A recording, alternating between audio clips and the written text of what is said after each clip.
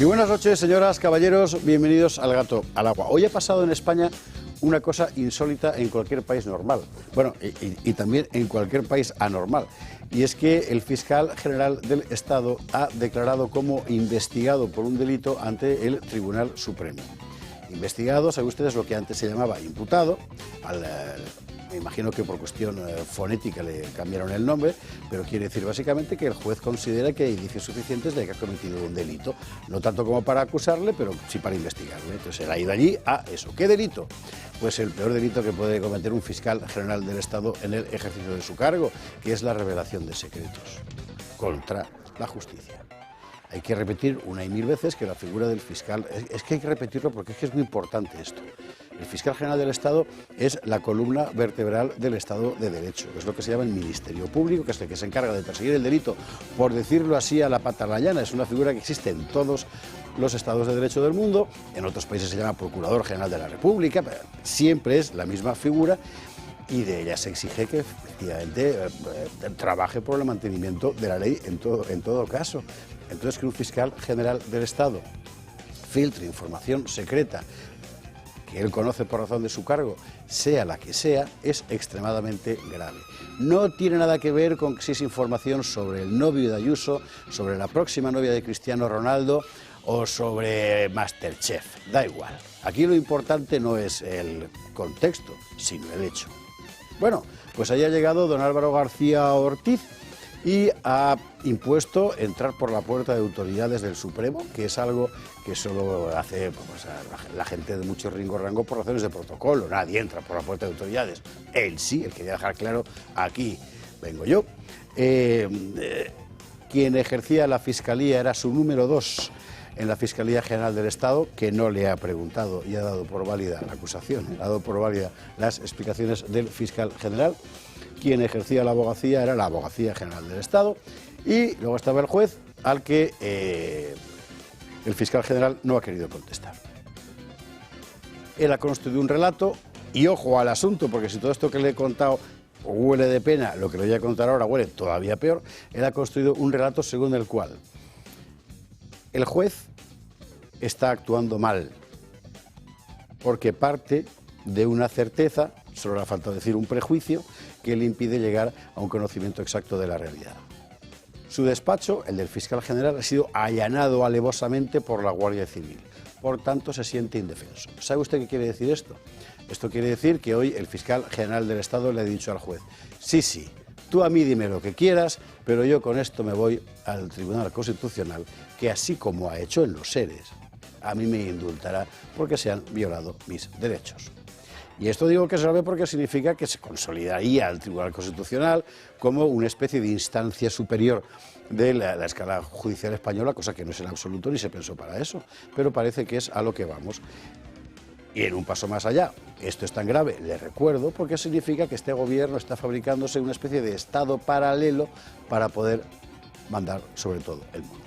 Bueno, en estas condiciones hay muchas reflexiones que hacer y hoy las haremos, pero yo quiero insistir en el llamamiento a los fiscales, a los profesionales de esto. No sé si sois conscientes de que con lo que ha pasado hoy, todos vosotros, que no tenéis ninguna culpa, la inmensa mayoría, pero todos vosotros, por culpa de vuestros superiores jerárquicos, habéis quedado como cagancho en Almagro. Con lo que ha pasado hoy, ningún ciudadano común puede acudir a un tribunal y esperar justicia realmente.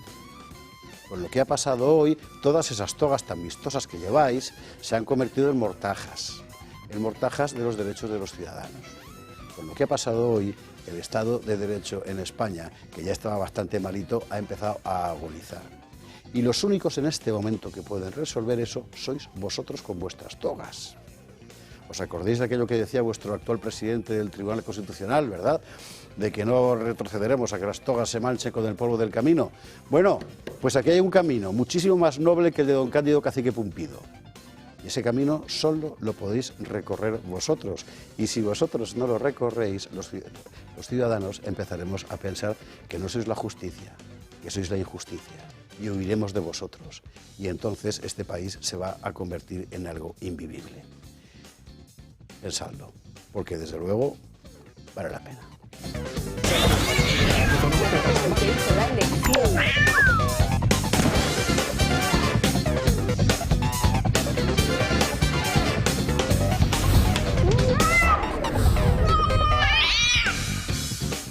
21:50, 20:50 en las Islas Canarias. Hay algo muy importante que tenemos que empezar contando. Raquel, feliz cumpleaños. El cumpleaños de Raquel, sí, que si no fuera por sus manos no habría programa, sí, claro, ¿verdad? Feliz cumpleaños, Raquel. A ver, todo el mundo, feliz cumpleaños, Raquel. Feliz cumpleaños, Raquel. Feliz cumpleaños, Raquel. Feliz cumpleaños. Feliz cumpleaños. Claro. Feliz. Bueno, y dicho esto, ya podemos hablar de cosas menores, la actualidad del día, titulares.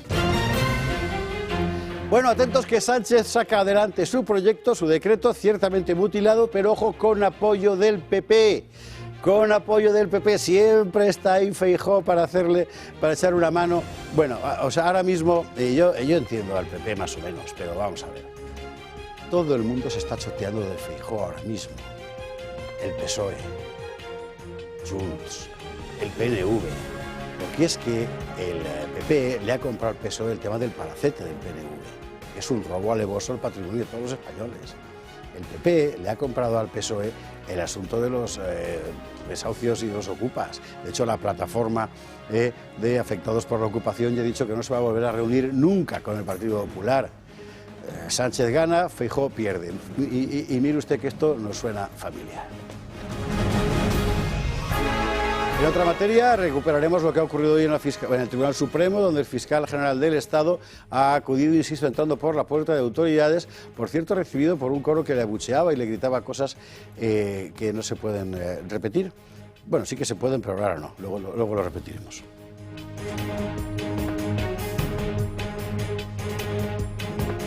Ese hombre que ven ahí se llama Cuerpo, es el ministro de Economía y según Yolanda Díaz era una mala persona. Era una mala persona hasta hoy. Hoy es una gran persona, lo ha vuelto a decir Yolanda Díaz, porque parece que lo de la reducción de jornada sale adelante contra el interés directo de decenas, cientos de miles de autónomos. Claro. Y de pequeñas y medianas empresas. Eso es una catástrofe que se añade a la de una economía que el gobierno se empeña en pintar como como cohete, las expresiones del propio Pedrete. Y no es verdad, es una puñetera burbuja de gasto público a punto de estallar.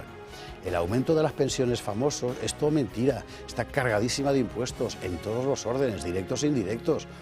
Vamos a ver las cifras reales. En fin, ellos engañarán a su público, no lo discuto, pero a nosotros que no nos engañen, lo veremos. En Valencia arranca la comisión de investigación sobre la riada, eso que la gente llama la DANA. Bueno, la comisión la va a presidir Míriam Turiel. Aquí ya anunciábamos ayer que estaría con nosotros Míriam Turiel, que era el plan, y hemos hablado, y le he dicho de lo que yo le quiero preguntar. Y me ha dicho, pues si es que yo soy la presidenta de la comisión, no puedo mostrar parcialidad. Y le digo, ¿cómo que no? Mira a Francina Armengol. Dice, ya, pero yo no soy Francina Armengol. Bueno, total, que no vamos a hablar con la presidenta de la comisión. Lo entiendo. Hablaremos con el portavoz de Vox en la comisión porque esta comisión nace a partir precisamente de la iniciativa de Vox. Porque el PSOE, por supuesto, no tuvo iniciativa alguna, salvo para investigar a Amazon por donde se dejó los calzoncillos un día, y el PP estaba por uvas también. Así que hablaremos con José María Llanos, que es el portavoz de Vox en esa comisión, y le preguntaremos lo que todo el mundo se está preguntando. ¿Cómo es posible que esa gente siga ahí? ¿Qué es lo que falló? Todo, a ver si nos da tiempo a contarlo. Si de verdad hay los muertos que dicen o hay más. ¿Qué pasa con esas inscripciones irregulares de defunciones por razones que no son las que realmente hubo? ¿Cómo es posible que todavía hoy Paiporta, veremos las imágenes, sea, vamos, Gaza? Todas esas cosas. Y en el capítulo de corrupción cotidiana tenemos hoy a doña Reyes Maroto Véndeme la moto, que ha comparecido en la comisión del Senado por el asunto, yo no sé si llama Rocoldo, Ábalos o qué. Bueno, o sea, no se puede hacer más el ridículo. Mire, es una cosa de verdad. Vamos a contarlo, vamos a contar sus respuestas. Básicamente ella ha venido a decir, a ver cómo explico que no tengo nada que ver con Aldama, sin que al mismo tiempo venga mañana un titular a decirme cómo que los equistas también. Y como está pringada hasta el cuello, no digo que haya cobrado, eso no lo sé, lo sabrán los jueces, pero en la trama de relaciones sí, pues el espectáculo ha sido lamentabilísimo. Esta señora, le recuerdo, es aquella que lució aquella famosa navajita con la que supuestamente la habían amenazado de muerte en una campaña electoral. En fin, ¿qué voy a contar?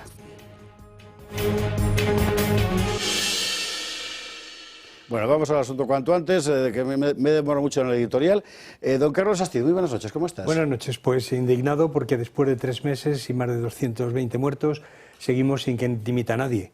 Y además los partidos políticos, el del gobierno y el de supuestamente principal partido de la oposición, haciendo el ridículo. Es decir, Feijóo demuestra que no sabe dónde va ese barco, es decir, que él va por un lado, es decir, Borja Semper por otro, Cuca dice una cosa, el Tellado dice otra.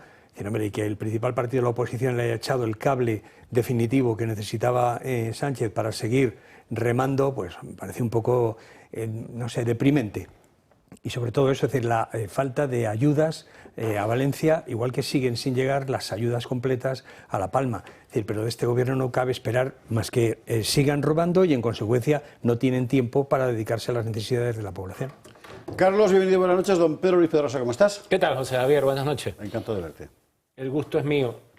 En primer lugar, recomendar el libro de José Javier, El jinete de luz, que magnífico libro. Lo está leyendo, darle las gracias a las personas que se acercaron a saludar el día de la presentación del libro, que no puedo hacer publi, pero la librería está muy guay. ¿Okay? ¿Cómo que no? Pero esto no es público, esto es información de servicio público. Sí. La librería Taiga, en Arturo Silla 54. Patricia y familia, un beso enorme. Exactamente.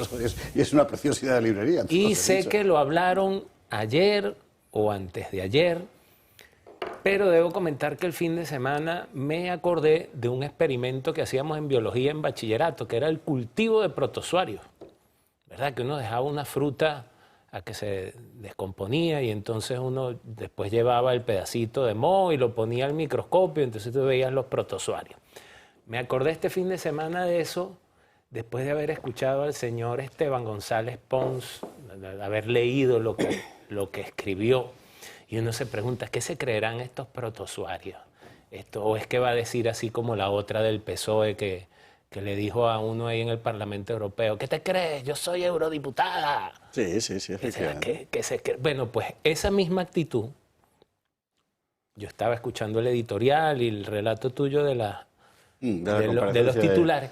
Esa es la actitud de todo este tinglado que pasa por el fiscal Reyes Manuel. Son protozoarios que saben que han tomado el control del sistema y que saben que van a seguir viviendo de la cosa, reproduciéndose como lo que son. Y descomponiéndola como un cadáver. Que has quitado tal todo. Cual, eso. Bueno, parece ser que el fiscal general del Estado, al menos de su entorno la cosa salió, había sugerido a la Moncloa que acaso sería conveniente que dimitiera. Parece ser. Me da la impresión de que él dijo esto para que alguien de Moncloa le llamara rápidamente y decirle no. Dice, bueno, pues si no, garantía. ¿Qué garantía? El constitucional. Y de ahí su declaración de hoy. Pero bueno, esto es una hipótesis. Pedro, bienvenido, buenas noches. Doña Marcela Regia, ¿cómo estás? Muy bien, José Javier, muchas gracias. Buenas noches. Preocupada por lo sucedido hoy con el tema del fiscal general del Estado, aunque entraremos más adelante, pero esto consuma la dictadura y la tiranía en la que se encuentra España. Y también muy preocupada con lo acontecido que también has comentado en el editorial del cómplice o el tonto útil del Partido Popular, que al final siempre saca adelante los decretazos de este gobierno, y es lamentable. Apuntabas lo de la plataforma de ocupación, ¿no? Que ya no van a asistir me parece que había una comparecencia de vivienda del Partido Popular. Pero es que eso, a la postre, lo que tiene que pasar también es en los ciudadanos. Lo venimos denunciando aquí muchos de los que venimos al programa. Es que es vergonzoso que defiendan una cosa. O sea, Semper estaba la semana pasada, no sé si el jueves o el viernes, diciendo que cómo iban a aprobar un decreto que regalaba un palacete al Partido Nacionalista Vasco, y hoy lo han votado. Sí. Es que es lamentable. Entonces, bueno, yo creo que eso hay que recordárselo a los espectadores, porque al final lo que es un engaño constante. Veremos, la posición del PP ahora mismo es delicadísima. O sea, yo creo que en algún momento alguien de Vox, hay que preguntarle esto a coló allí a alguien para que le hiciera la estrategia al PP. Porque si no, es que no se entiende, la verdad. O sea, si algún día ha sido claro el eslogan ese bastante abusivo de solo queda Vox, que tanto, hoy era una evidencia, claro, con lo que ha hecho el PP. En fin. Bueno, Marcela, bienvenida, buenas noches. Don Miguel Durán, ¿cómo estás? Don José Javier, pues recién llegado de mi tierra, donde llovía, y llovía con mala leche, porque aunque llevaras paraguas, como venía un poco inclinado por el viento, la lluvia, pues te ponía pingando. Pero bueno, afortunadamente he podido hacer todo lo que me proponía hacer en Badajoz, con tiempo de volver a Madrid y eludir la Nacional 5, o la A5, porque como está en obras... Sí, están montando ahí un pollo pues, descomunal. La he podido eludir, he llegado a Madrid a las 8, estaba en mi despacho y luego ya pues me he venido para acá. Un matiz, lo de imputado, a mí no me gusta caer en nominalismos, pero por centrar la cosa, sí que es verdad que imputado, pues suena, a alguna gente le podía sonar mal, como suena también muy mal eso de handicapado, ¿no? Sí. Pero en realidad lo que movió a modificar ese término es que el término imputar es mucho más tendente a atribuir. Exactamente. Y en fase de instrucción lo que se piensa es, bueno, se está haciendo una investigación, pero no se ha hecho todavía. Es inocente hasta que no haya una certidumbre. Hasta que del término imputado pues se pasa después, bueno, investigado ahora, pues luego se pasará a la terminología de acusado, procesado, que vienen a ser ya palabras que indican que uno está inmerso directamente en el ámbito del juicio oral, ¿no? Dicho eso, como estoy seguro de que luego hablaremos de lo del fiscal general, pues me remito a lo que en ese trámite, en ese momento diré. Perfecto. Miguel Durán procrastina, está muy bien. Además lo haremos todos porque es para hablar, por cierto, el fiscal general, o sea, es que le retrata. Va y le echa la culpa a la fiscal superior de Madrid. Dice, no, el secreto lo conoció ella. Hombre, por Dios, un poco de higiene. Pero la higiene deontológica del fiscal general del Estado es semejante a la higiene capilar del mismo personaje. En fin, bueno, la A5, Mire, a Boadilla del Monte no hay que ir por la A5. Hubo un tiempo en que sí, que hay que coger la carretera por ahí, pero ahora ya no, porque tienes la M503 para salir enseguida, donde quieras, y la M50. Y ella se va a encontrar usted en Prado Chico con la promoción del Grupo Index. Pues sí, en Boadilla del Monte, con unas vistas, siempre decimos, privilegiadas hacia el Parque Regional del Río Guadarrama. Es un enclave único, es una ubicación privilegiada en la calle Jorge Juan. Y allí está Prado Chico, que es un residencial de Grupo Index, con 31 viviendas, todas son chalets unifamiliares y completamente personalizados y eficientes. Es decir, que son capaces de ahorrar entre un 70 y un 80% de las facturas tradicionales gracias a la geotermia y a las placas fotovoltaicas de las viviendas. Y además son viviendas completamente personalizadas, es decir, desde la distribución, número de dormitorios, espacios abiertos, hornacinas, ventanas a la cubierta, ventanales más amplios para optimizar la luz natural, absolutamente todo lo que cada familia ha soñado durante años se puede ejecutar, se puede llevar a cabo en su casa nueva con Grupo Index, porque somos expertos en personalización de viviendas. Y además con un sistema, pionero y único en el residencial en España, y es un sistema de compensaciones porque, claro, son casas muy especiales, ¿no? No hay dos iguales, cada familia o cada propietario decide exactamente cómo quiere instalar absolutamente cada espacio, cada dormitorio, cada planta. Y para eso, pues a lo mejor prefieres un plato de ducha o prefieres una bañera o prefieres espacio diáfano, una planta baja completamente abierta, ¿no?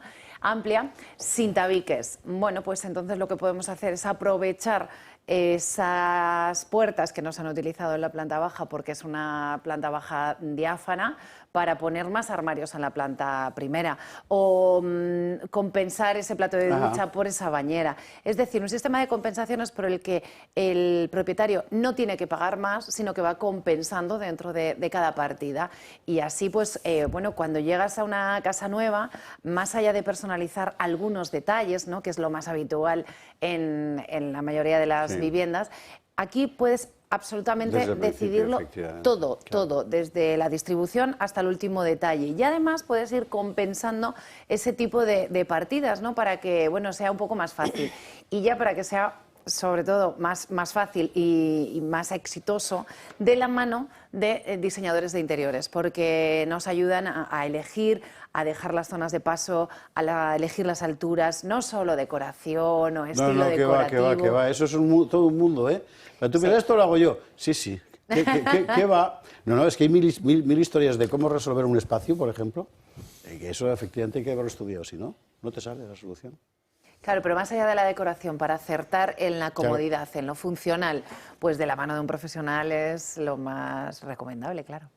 Para don Chico está en donde termina Boadilla y empieza el parque. Eso es el parque natural, es un parque regional, es un parque natural, en la carretera de Brunete. Esto está muy bien, porque a partir de ahí realmente no se va a construir ya nada. Usted solo tiene de vista campo. Salvo que llegue un día Pepe Bono y lo compre todo, pero no creo que eso vaya a pasar porque está ya en otros negocios. Entonces, lo que tiene fundamentalmente es naturaleza. Muy bien comunicado y en un sitio francamente privilegiado y además con precios absolutamente dentro del mercado en la zona. Y eso es francamente complicado de encontrar.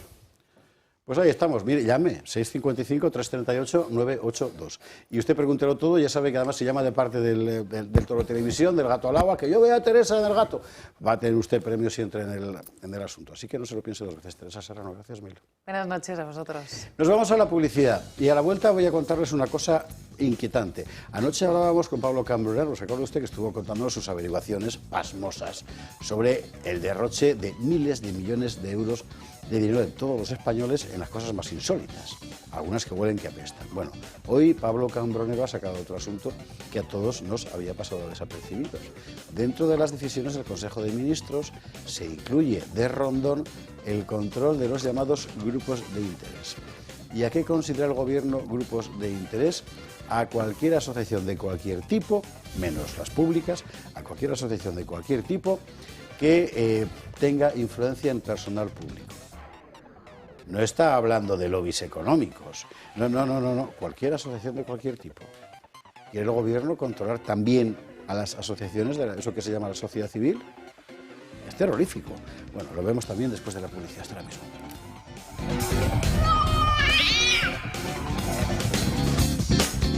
22:10, casi 11, 21:10 en Canarias.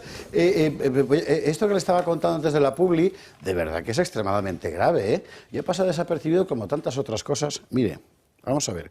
Ya digo que está contándolo Pablo Cambronero en X, antes Twitter. Y el Consejo de Ministros, a propuesta del Ministerio para la Transformación Digital, el de Óscar López, vale, ha aprobado el anteproyecto de ley de la transparencia e integridad de las actividades de los grupos de interés. Bueno, ¿quiénes son los grupos de interés a los que quiere regir el Gobierno? Se lo defino. Se consideran grupos de interés aquellas personas físicas y jurídicas, agrupaciones sin personalidad jurídica, incluidas las plataformas, foros, redes u otras formas de actividad colectiva, tanto si actúan por cuenta propia como ajena, con independencia de la forma que adopten o de su estatuto jurídico y que lleven a cabo actividades de influencia sobre el personal público. ¿Esto qué quiere decir? O sea, que cualquiera que desarrolle una actividad en la escena pública va a ser vigilado y regulado por el Gobierno y le va a pedir cuentas. Claro, Cuba o Venezuela. Transparencia, claro. Es decir, ¿tú de quién eres? ¿Y a ti quién te paga? ¿Y tú de dónde has salido? A los sindicatos no.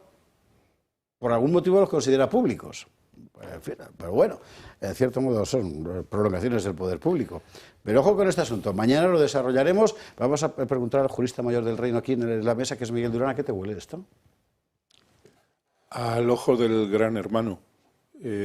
Como decía Carlos también, pues a los regímenes totalitarios que pretenden invadir cada vez más la esfera privada, agrandar los tentáculos del Estado y reducir el espacio de libertades del individuo, sea como persona individual, valga la cuasi redundancia, o sea como grupo de personas que se han organizado para conseguir fines lícitos.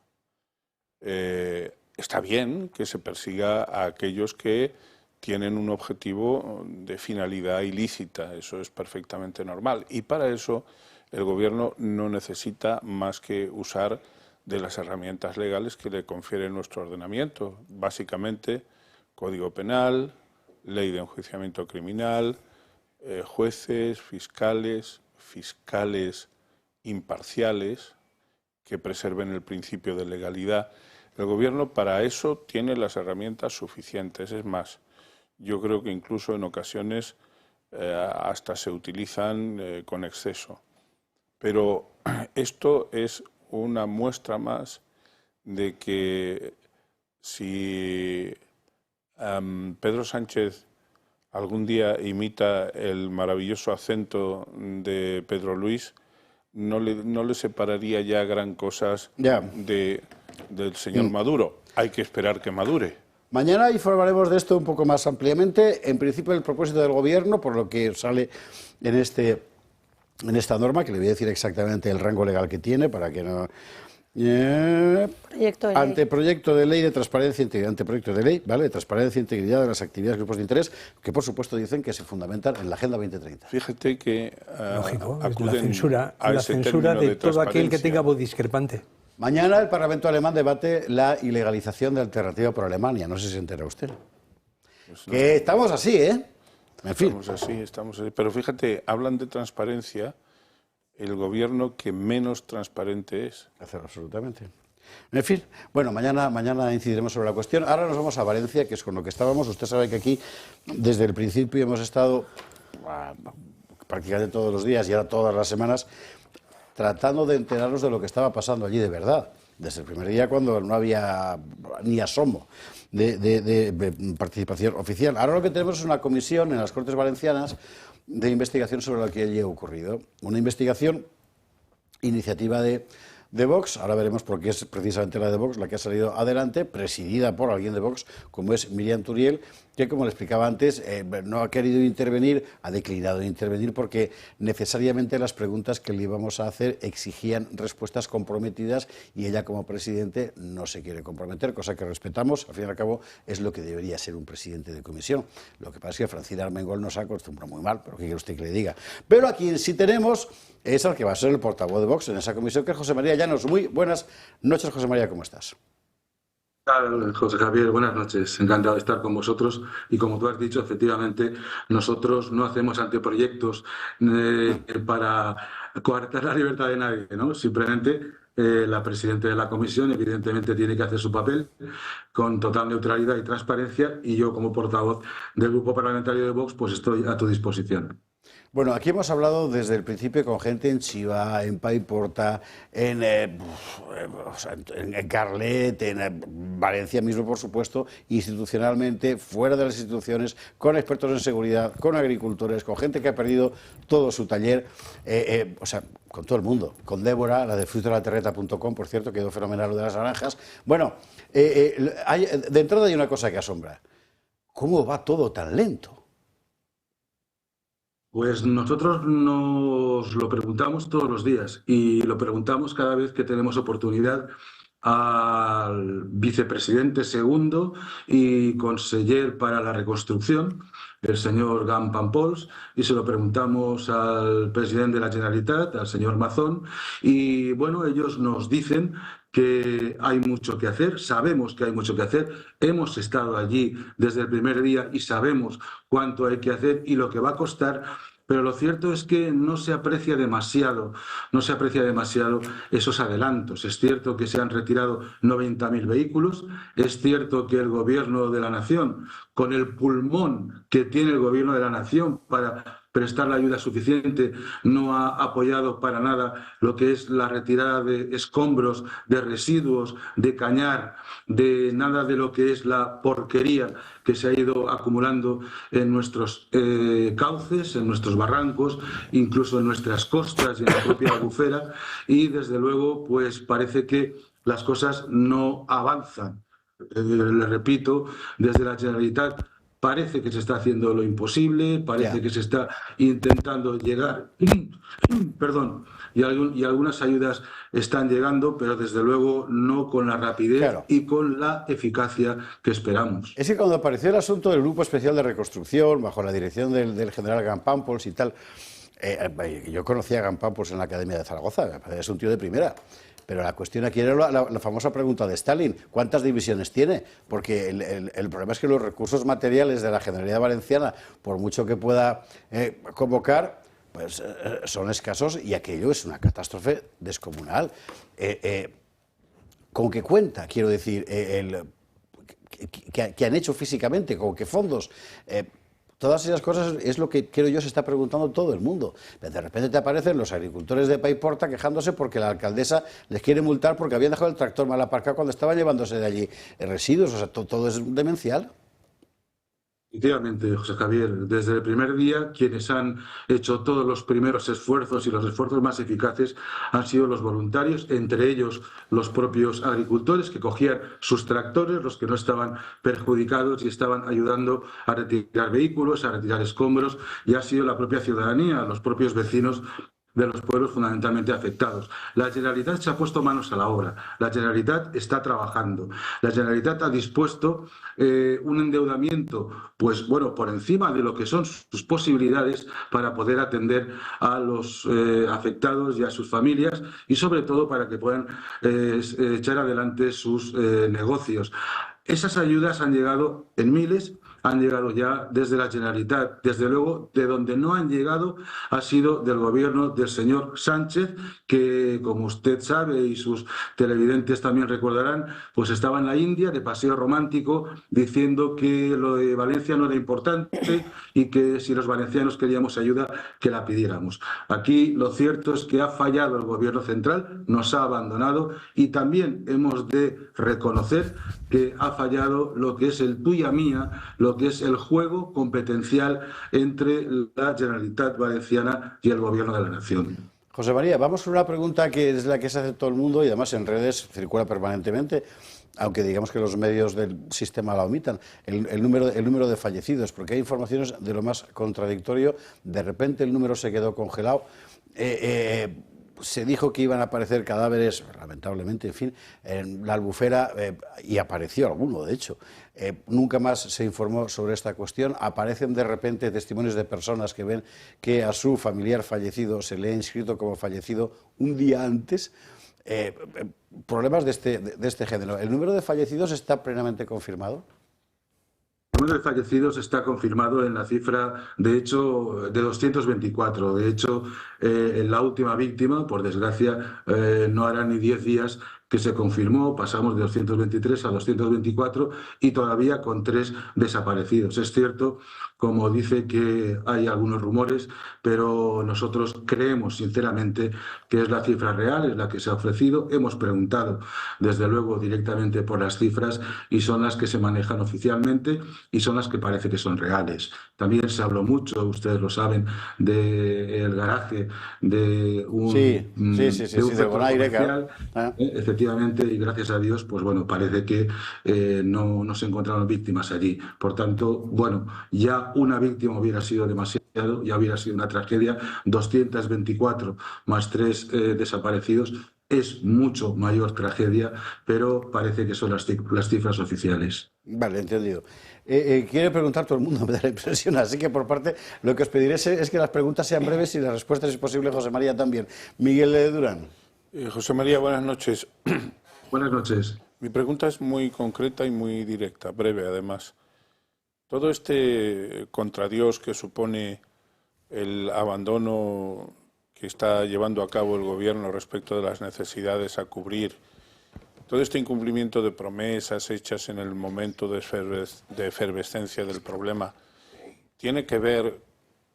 puede tener que ver con un exceso de burocracia, una falta de organización administrativa.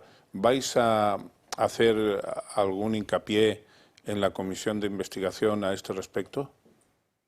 Desde luego, en la propuesta de plan de trabajo de Vox está previsto todo lo que supone los retrasos, los aplazamientos, las bombas de humo sobre ayudas que no han llegado o que aún se espera que lleguen, y desde luego vamos a exigir todas las responsabilidades. Lo cierto es que el Gobierno central pues se ha llenado la boca hablando de miles y miles de millones, pero son los del consorcio que aportan las aseguradoras y, por tanto, que pagamos todos los ciudadanos. Luego se mantienen los impuestos, se mantienen los módulos, se mantienen las cotizaciones a la seguridad social, son préstamos ICO y, desde luego, por ahí no se consigue ninguna recuperación. Por tanto, es un tanto cortinas de humo más que ayudas reales, que es lo que necesitan desde el primer día. Yo lo que me refiero es si tenéis estudiado el freno burocrático, si existe, porque muchas veces,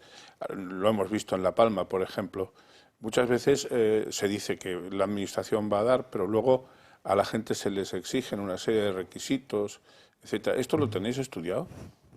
Lo cierto es que eso lo vamos a plantear en la comisión de investigación respecto al gobierno central, porque efectivamente, de hecho, lo que eran las ayudas al Fondo de Solidaridad Europeo, por ejemplo, decían que se iban a esperar a agotar el plazo para ver cuáles eran los daños, algo completamente abominable. Pero sí le puedo decir que desde la Generalitat Valenciana, gracias al decreto de simplificación administrativa que apoyamos desde Vox con el Partido Popular, con una simple declaración responsable han podido llegar ayudas directas a muchas familias afectadas en lo que supone ayudas desde el gobierno autonómico. Carlos Astiz. Sí, hola, buenas noches. ¿Han evaluado la cantidad o una cantidad aproximada de los daños sufridos y qué ayudas han llegado y cuál es el porcentaje de esas ayudas sobre el total de los daños? Sí, creo recordar que lo que se ha calculado desde la Generalitat es alrededor de 23.000 millones de euros y de esa cantidad el Gobierno nacional, el Gobierno de Sánchez, proponía unos 14.000, pero 5.000 de ellos eran créditos ICO, es decir, préstamos a devolver. Imagínense ustedes quienes tienen que recuperar su negocio, quienes tienen que seguir adelante, cómo pueden solicitar un préstamo que no pueden cubrir porque todavía no pueden realizar su actividad económica. Otros 5.000 eran aportaciones como le decía antes, del Fondo del Consorcio de Compensación de Seguros, que no son del propio gobierno, sino que son de las propias aseguradoras y, además, teniendo que luego pagar los impuestos en cuanto a la adquisición de nuevos vehículos, lo cual es completamente inaceptable, ¿no? Y luego había una cantidad restante que era de ayuda directa y que ha llegado a cientos de familiares. Desde luego no ha llegado en absoluto, no sé si estaba en un 4 o un 6% las ayudas que habían llegado del gobierno. Y esto parece, así como lo cuenta, parece realmente una tomadura de pelo.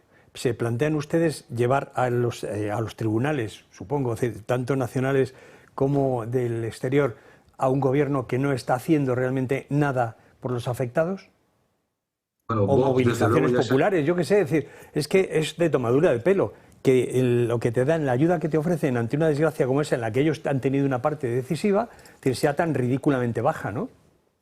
Yo creo, si me permite, de verdad, con total sinceridad, que es maldad, que es mala fe y que es intentar hacer recaer sobre los valencianos el haber perdido el gobierno de la Generalitat por parte del Partido Socialista.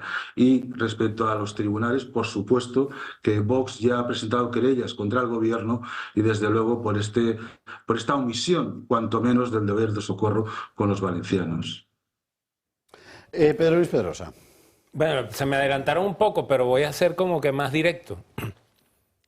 Los resultados de esa comisión de investigación van a apuntar a establecer responsabilidad penal y posteriormente ejercer ante los tribunales a los señalados en ese informe, a los que resulten responsables directamente de lo que sucedió. Porque si no, ¿para qué la comisión? O sea, mi pregunta es, ¿va a ejercerse acción penal contra los que aparezcan señalados en ese informe?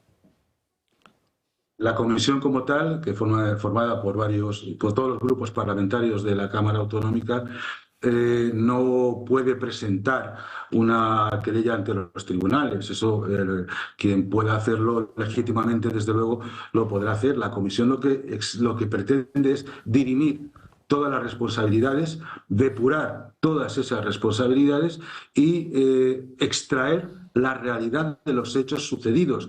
Y cuando se emita el informe correspondiente de esa comisión, eso será un instrumento válido para que quien legítimamente quiera ejercer la acción penal ante los tribunales lo pueda realizar. Nosotros lo que vamos a dirimir son responsabilidades políticas que son realmente graves y, desde luego, caiga quien caiga, como hemos dicho desde Vox desde el primer momento. A quien ha sido negligente y a quien ha mantenido, nosotros a priori, con los hechos que ya tenemos, estamos convencidos de que el Gobierno de la Nación ha mantenido una conducta criminal con los valencianos, pero desde luego los hechos acreditados, la documentación, la responsabilidad de la Confederación Hidrográfica del Júcar y del señor Sánchez y su Gobierno se tendrá que dirimir políticamente en esa comisión. Bueno, José María Llanos, gracias mil por estar esta noche con nosotros aquí en el Gato al Agua. Nos encantaría poder seguir todo lo que vaya pasando en esta comisión, así que ya sabes que hay micrófono y cámara abiertos para cualquier cosa que podéis contar. Porque lo más importante es que el fregado ese formidable que hay allí, cuanto antes se resuelva, que la gente pueda volver a su vida, que ya nunca será la misma, pero en fin, lo antes posible y que no vuelva a pasar, claro, y que el que tenga que pagar, que pague, en fin. Pues efectivamente, muchas gracias y a vuestra disposición. Os tendremos informados de todo porque vosotros de verdad contaréis la verdad que otros pretenden ocultar, incluso legislativamente. José María, gracias, muy buenas noches. Un abrazo, buenas noches. Pues seguiremos contando, efectivamente, iremos contando lo que va pasando aquí, porque esto, oiga, no puede quedar así. 224 muertos, que no puede quedar así, en fin. Quería decir algo, Marcela Regia. No, bueno, yo creo que ha quedado muy claro lo que José María ha trasladado aquí. También creo que es una esperanza o un símbolo de neutralidad, ¿no?, que dirija Vox esta comisión, ya que no se encuentra a la fecha en el Gobierno, entonces eso puede favorecer la investigación. Pero yo creo que lo que se observa aquí al final es un fracaso, lo apuntaba un poquito Miguel Durán con su pregunta, un fracaso del sistema actual a nivel estatal y a nivel autonómico, ¿no? Porque a la postre aquí mucha burocracia, como bien apuntaba Miguel, pero poca eficacia o eficiencia en las soluciones, ¿no?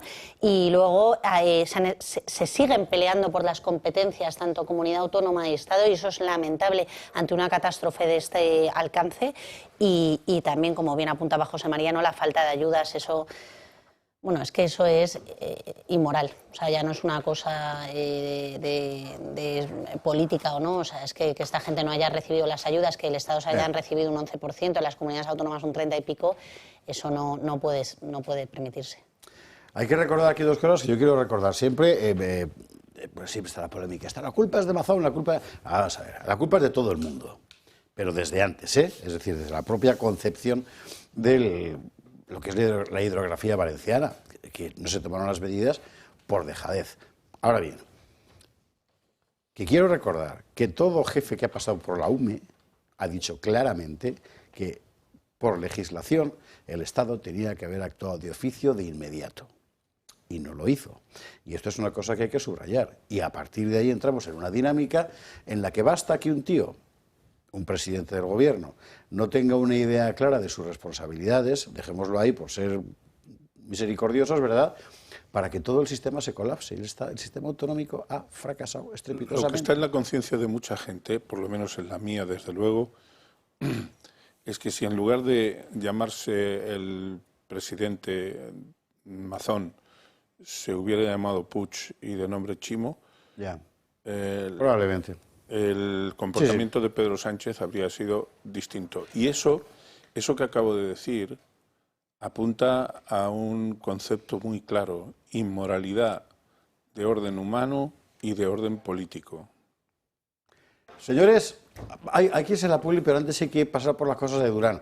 ¿Se acuerda usted del asunto de los gastos hipotecarios? Que hay un montón de gente escribiendo. Dice, pero ¿y cómo puedo saber yo si me cobraron gastos hipotecarios indebidos? Esto por un lado. Por otro lado, ¿y cómo puedo saber yo si me hicieron la hipoteca en el banco en lugar de por el Euribor, por el índice de referencia de precios hipotecarios, y me han estado engañando? Que oiga, eso es mucho dinero al año, y al mes para una economía familiar. Y aquí tiene Miguel Durán abierto la cruzada antiabusos con ambas cosas. Bueno, la segunda es muy fácil, porque la gente sí sabe leer Euribor o sí puede leer índice de referencia de precios hipotecarios. Entonces, si usted ve que su banco, no fueron todos los bancos, han sido algunos bancos muy masivamente y otros en absoluto, le ha puesto el IRPH, usted sabe que le han tangado dinero, en definitiva, porque le han puesto un índice que no le han explicado y que en promedio siempre ha sido superior al Euribor. Y a usted le tendrían que haber explicado cuál es uno y cuál es otro y darle a elegir.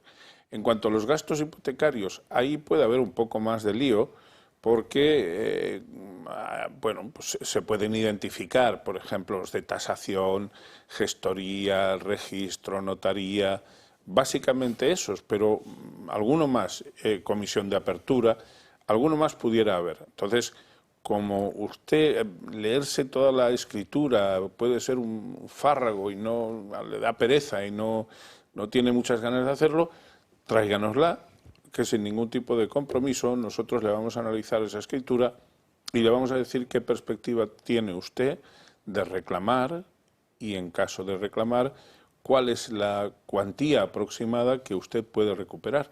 Y además, ni se le va a cobrar la visita, ni se le va a cobrar ninguna cantidad por adelantado, sino que usted va a pagarnos cuando hayamos conseguido el pleno éxito para usted y usted tenga su dinero en su bolsillo.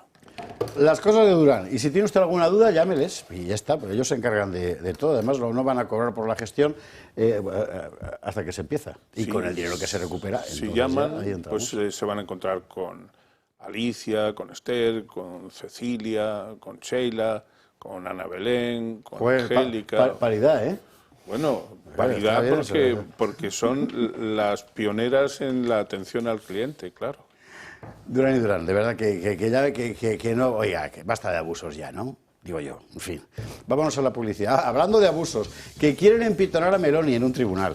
A Meloni, a Giorgia Meloni. Ya, por corrupción, no tiene nada que ver con todo eso. ¿Qué va? Por la devolución de un asesino, de un canalla. Pero como usted sabe, últimamente en los tribunales italianos hay alguien, de repente, cuya toga recuerda enormemente al outfit de Álvaro García Ortiz, que va contra la primera ministra. Y es interesante porque Meloni es muy lista, claro. Es que es lo que tiene. Y ha convertido esto en un caballo de batalla. Yo creo que es la primera vez en Italia que tienes un gobernante acusado por un tribunal y los italianos, en lugar de estar con el tribunal, están con el gobernante. Porque todos saben lo que hay.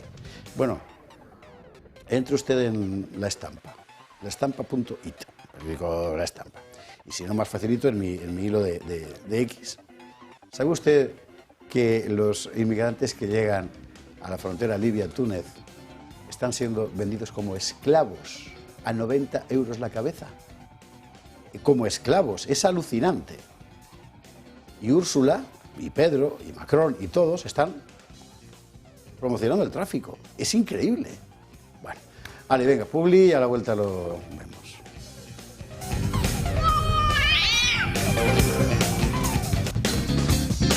...22:40, 21:40 en las Islas Canarias. Usted sabe que aquí Meloni siempre nos ha caído muy bien, porque planteó de repente un discurso que rompía por completo con la podredumbre putrefacta de la política italiana y europea en general. Luego ella ha llegado al poder y se ha encontrado pues con lo que te pasa cuando llegas al poder, una deuda absolutamente descomunal, unas estructuras que es complicado, bueno, el poder, en fin. Pero bueno, ya ha mantenido su programa en todo lo que está pudiendo, y una cosa muy importante eran las deportaciones. ¿Sabe usted que hubo un tribunal que se opuso a la deportación de unos pocos, eran poquitos, ciudadanos a Albania, con cuyo gobierno había llegado ya a un acuerdo, y ahora de repente le ha salido otro tribunal para denunciar a la propia Meloni y a otros miembros de su gobierno por un asunto que la verdad es que es para no creérselo, porque de lo que estamos hablando es de un criminal, de un torturador, conocido de todo el mundo. Bueno, la historia nos la cuenta Yago Soler.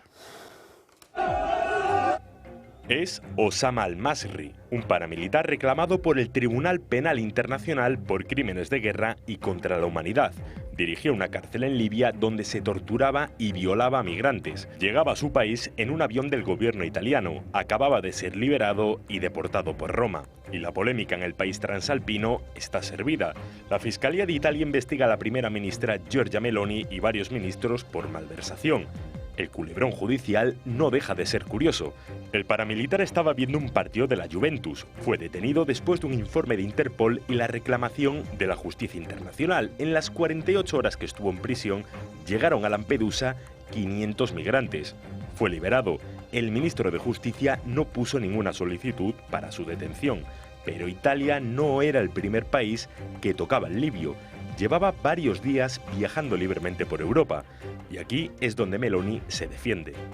Un aviso de garantía. Se pregunta por qué le tocaba a Italia detenerlo. Y también dice que el fiscal que la investiga tiene un claro perfil político y que está en el punto de mira por sus ideas y no por sus actos.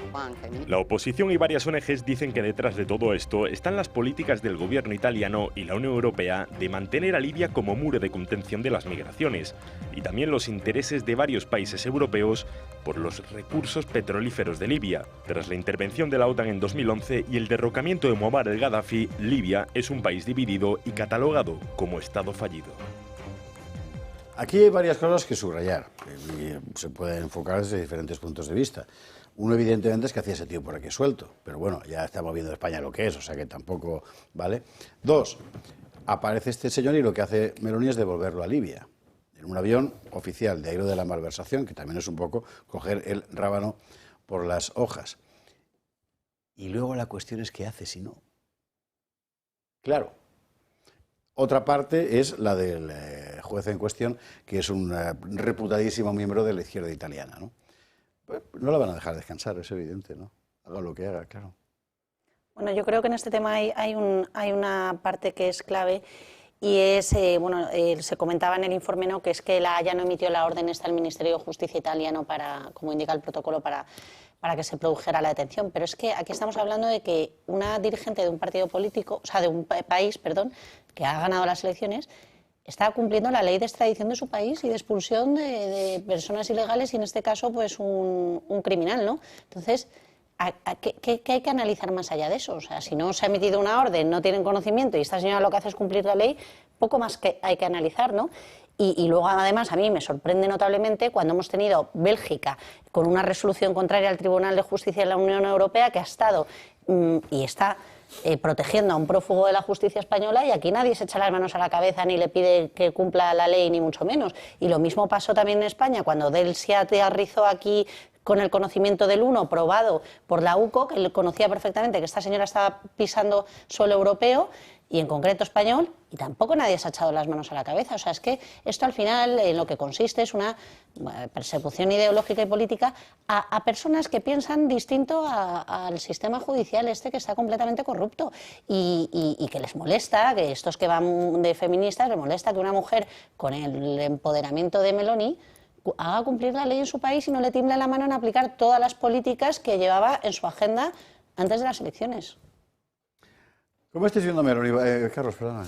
Yo creo que una de las cosas que demuestra esto es que efectivamente la Unión Europea, la burocracia y los políticos de la Unión Europea que viven de todos nosotros y nuestros impuestos tienen una posición política clara en contra de que los países tengan unas fronteras seguras. Yo creo que no solamente es evidente, es decir, que la Unión Europea, con la Comisión Europea al frente, ha hecho lo que ha podido por romper las fronteras de Europa, por invadirnos con millones de inmigrantes ilegales, vulnerando además todas las leyes nacionales, sino que además pretende que esas naciones terminen sumidas en una confusión absoluta con esos millones de inmigrantes que no se van a integrar, que tienen referentes históricos, culturales, incluso religiosos o idiomáticos distintos, y en ese sentido yo creo que aquí la disyuntiva se ve con claridad. Es decir, está toda esa patulea de burócratas que cobran de nuestros impuestos, muy bien además, y unos dirigentes políticos que, a diferencia del nuestro, por ejemplo, intentan hacer de defender o poner en primer lugar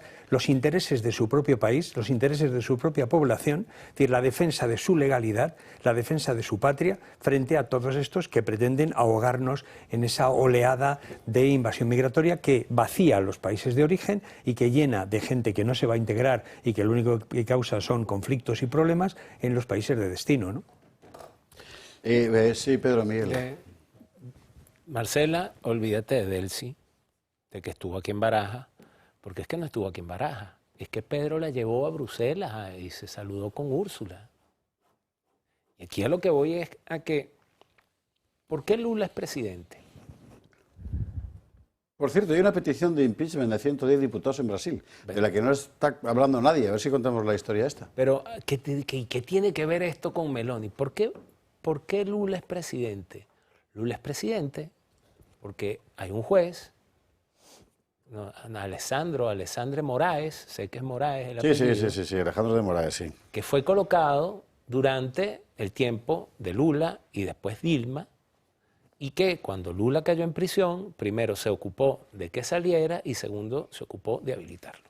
Entonces, ¿qué tiene que ver esto? Es que yo creo que señalaba aquí la semana pasada el problema de las derechas o de los gobiernos que llegan, que no son, hablábamos de Trump en ese momento, es que creen que ganaron y que ya el pescado está vendido. No, porque ¿sabes qué pasa? Que mientras ellos están, y Zapatero y Sánchez son una demostración palmaria de eso, van dejando los monigotes de la estructura.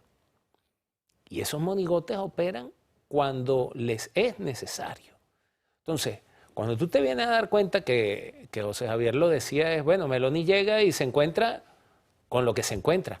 Claro, te encuentras con una estructura absolutamente corrompida, tomada por los que tú prometiste que venías a desplazar, y te encuentras con casos como lo que pasó en Brasil, lo que le está pasando a Meloni, lo que va a pasar aquí, si es que en algún momento Pedro Sánchez deja de ser presidente, lo que pasó en Venezuela, y podemos seguir sumando a la lista.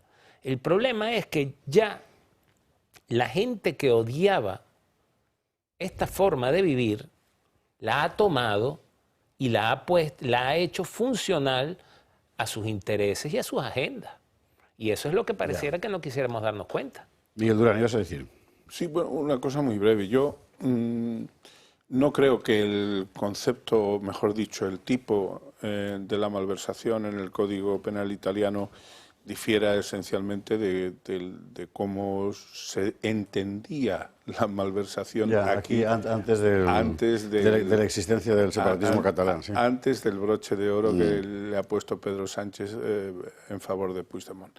Por eso, partiendo de esa hipótesis, si es que la hipótesis no me la destruye nadie, con más conocimiento que yo, es absolutamente imposible que a una dirigente como la señora Meloni se le pueda atribuir un delito de malversación por haber ejecutado una norma vigente desde que ella es gobernante, desde que ella preside el gobierno italiano.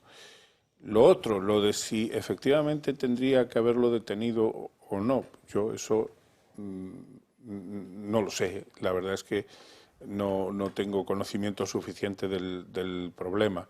Pero si lo que le están atribuyendo a esta señora es el delito de malversación, principalmente por haber deportado y haber usado recursos públicos. Aparentemente es encubrimiento y malversación.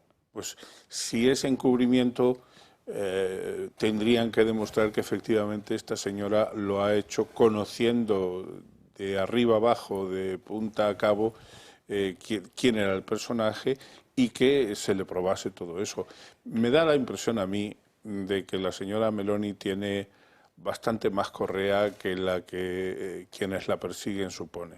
Es una ofensiva política, evidentemente. Bueno, en cuanto al tema de inmigración, que se puede tener una cosa, en Francia ha aparecido una encuesta estos días según la cual más del 65% de la población, y entre ellos el 37% de los votantes de izquierda, se considera, están hablando de submersión, inmersos, sumergidos por la inmigración. Hay una gran polémica nacional. El señor Bayrou acaba de decir que hacen falta más inmigrantes y el gobierno Macron dice que esa sensación de inmersión que tienen los franceses en la inmigración masiva se soluciona fundamentalmente dando más dinero a los barrios, cogiendo a todos los inmigrantes y que vengan más, repartiéndolos por todo el territorio nacional y favoreciendo la mezcla para que desaparezca la sensación. Será por dinero. O sea, esto es en este momento la política del contubernio globalista, ¿verdad?, en Europa. Bueno, pues acabarán como vayan a acabar. Será por dinero. Bueno, cuando vean ustedes en la prensa, que esto hemos contado, cuando vean ustedes en la prensa del sistema Meloni y los tribunales, no sé qué, es esta historia la que hay, que por eso lo hemos contado, para que usted sepa de lo que va el mundo y también para que sepa de lo que va la economía española. Vamos a cambiar de tercio. Vamos a ver, a cualquier español, yo me pongo en su situación, o en la mía, que es la misma. O sea, tú abres la tienda por la mañana, y llega el final de mes, hay que rascar cada vez más en la caja a ver qué sale, ¿verdad? Llega el trimestre, vas a ver al gestor de IVA que te mira mal, ya no tienes con qué pagar, o sea, la situación es desastrosa, y luego sale el gobierno diciendo que la economía en España va como un cohete, y entonces habrá gente que piense, pues igual soy yo, que es que lo hago todo mal, ¿no? Porque si España va así de bien, también que hace falta pagar el bonobús, el transporte público a todo el mundo, también que hace... Pues no sé, ¿será que yo lo hago mal? Pues no, usted no lo hace mal. Nos están engañando de una forma brutal, de la peor forma posible, además, que es con medias verdades. O sea, la economía española, yo repito la fórmula, no está creciendo, está engordando, que es otra cosa. Todo su crecimiento es puro sector público, es decir, que al final lo pagamos todos, ¿verdad?, para mantener, eso sí, los datos. Los datos que se han convertido, por obra y gracia de este gobierno, en algo que ya no es relevante para entender la realidad. Y ahí es donde estamos. Informe Gutiérrez. Al gobierno le encanta sacar pecho de la marcha de la economía española. Lo que tenemos es una cifra de un crecimiento de un 0,8% en este último trimestre. Por lo tanto, se mantiene el pulso. Este es el mensaje principal. El pulso del crecimiento de nuestra economía se mantiene y esto nos da una cifra del conjunto del año del 3,2%. para seguir liderando precisamente entre las grandes economías a nivel europeo. Sin embargo, la realidad no es tan triunfalista. El motor económico, si se le puede llamar así, es el crecimiento del gasto público con una subida del 4,9% interanual. El consumo de los hogares sube un 3,7%, las exportaciones un 3% y las inversiones un 2,4%. Este último apartado ha crecido un 1,5% con respecto al trimestre anterior, pero la inversión sigue representando la mitad del crecimiento que el gasto público. Con estos datos, el gobierno dopa la economía, pero esto es una maniobra que tiene fecha de caducidad, ya que ese impulso viene de los impuestos, de los fondos europeos y de la deuda. Así, ese motor es más bien un pozo de gasto que vacía los bolsillos de los españoles. Los tributos han crecido un 17,8% en la tasa interanual. Esta es la fórmula de crecimiento entre comillas de Sánchez. Según Funcas, desde 2019, el gasto público representa el 60% del crecimiento del PIB. Un gasto que como tal no genera riqueza. El PIB que demuestra el bienestar tangible de la sociedad es el per cápita. En ese apartado estamos a mitad de la tabla europea, puesto 14 de 27, con casi 32.000 euros de media.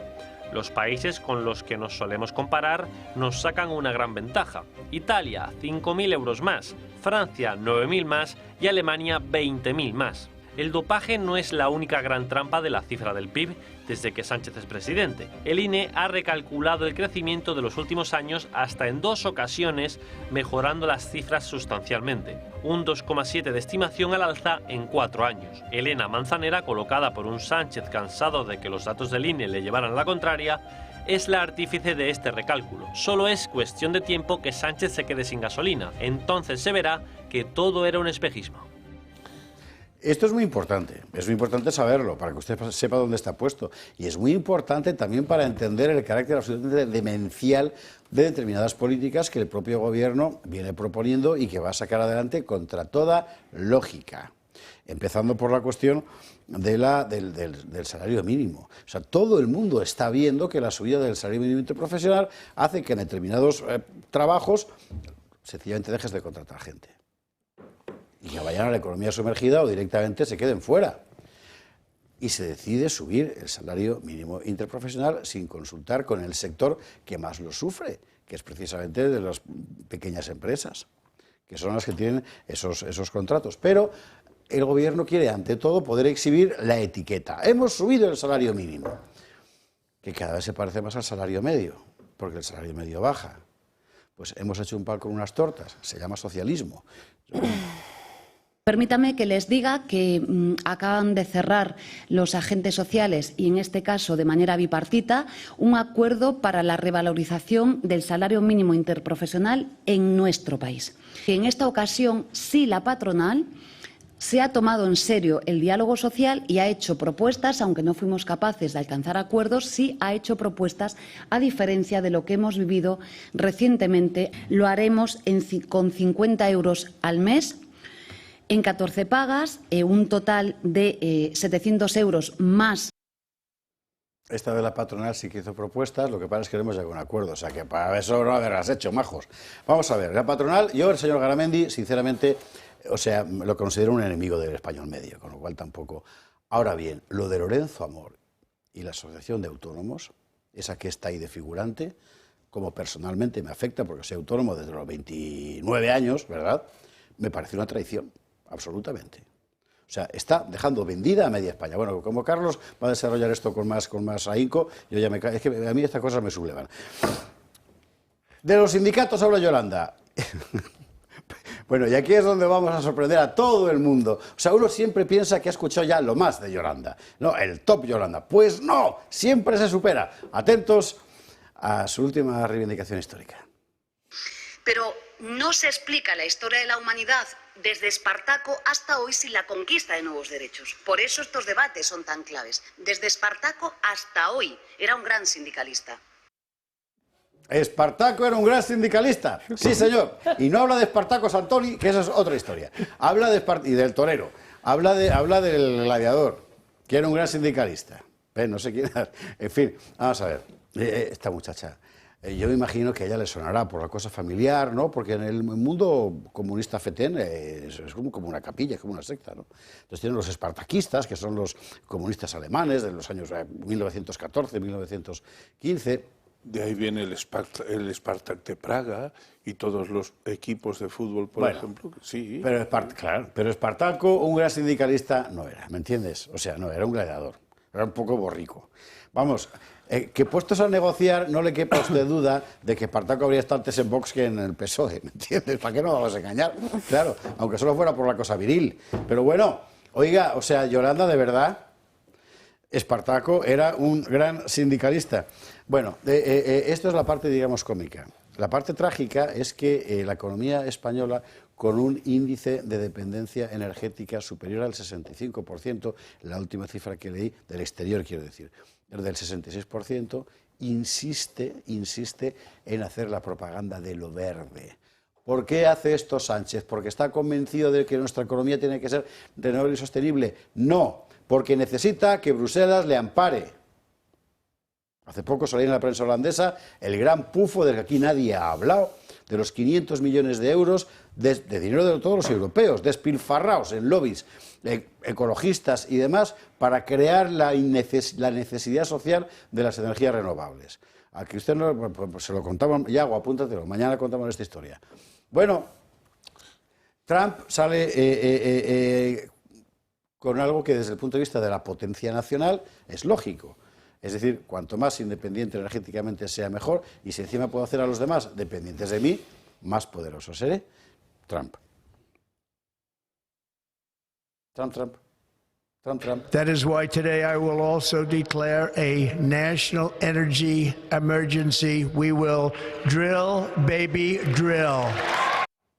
Bueno, y hoy Pedro Sánchez, que como usted sabe está liderando la oposición mundial a Trump, le ha contestado. Pedro. Crece la economía, compartimos mejor esa riqueza y cuidamos el planeta como nunca antes habíamos hecho desde España. Y el modelo funciona, está dando grandes resultados. Por eso les garantizo que vamos a continuar con esa senda, que nosotros vamos a reafirmarnos en el Green Baby Green. Tan green que coges un helicóptero y vas a Andalucía y ves que están deforestando como en las desamortizaciones del 19, todo para meter placas solares.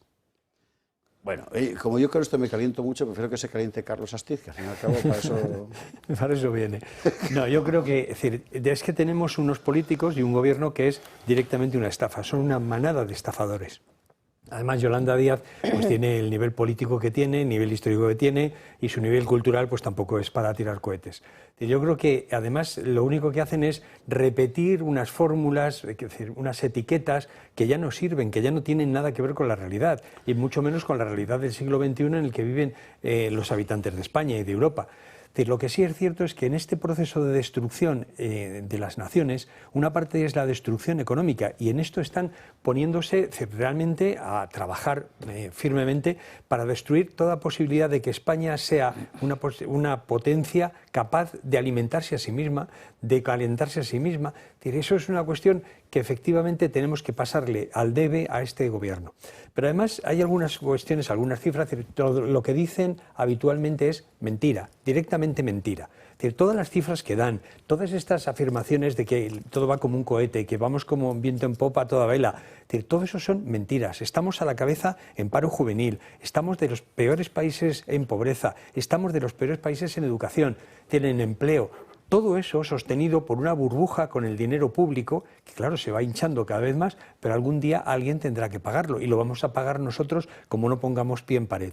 Hay un ejemplo que ha puesto José Ramón Riera, que es un gran economista, que todos los días le saca los colores al gobierno, que a mí me llama muchísimo la atención, ¿no? Es decir, cuando una de las cosas que decían para este decreto ómnibus que han aprobado con el apoyo del Partido Popular era de las pensiones, que suben las pensiones realmente, y lo ha demostrado Riera, suben un 38 y pico %, pero las retenciones que le aplica el gobierno a los pensionistas son de un 78, han subido un 78%.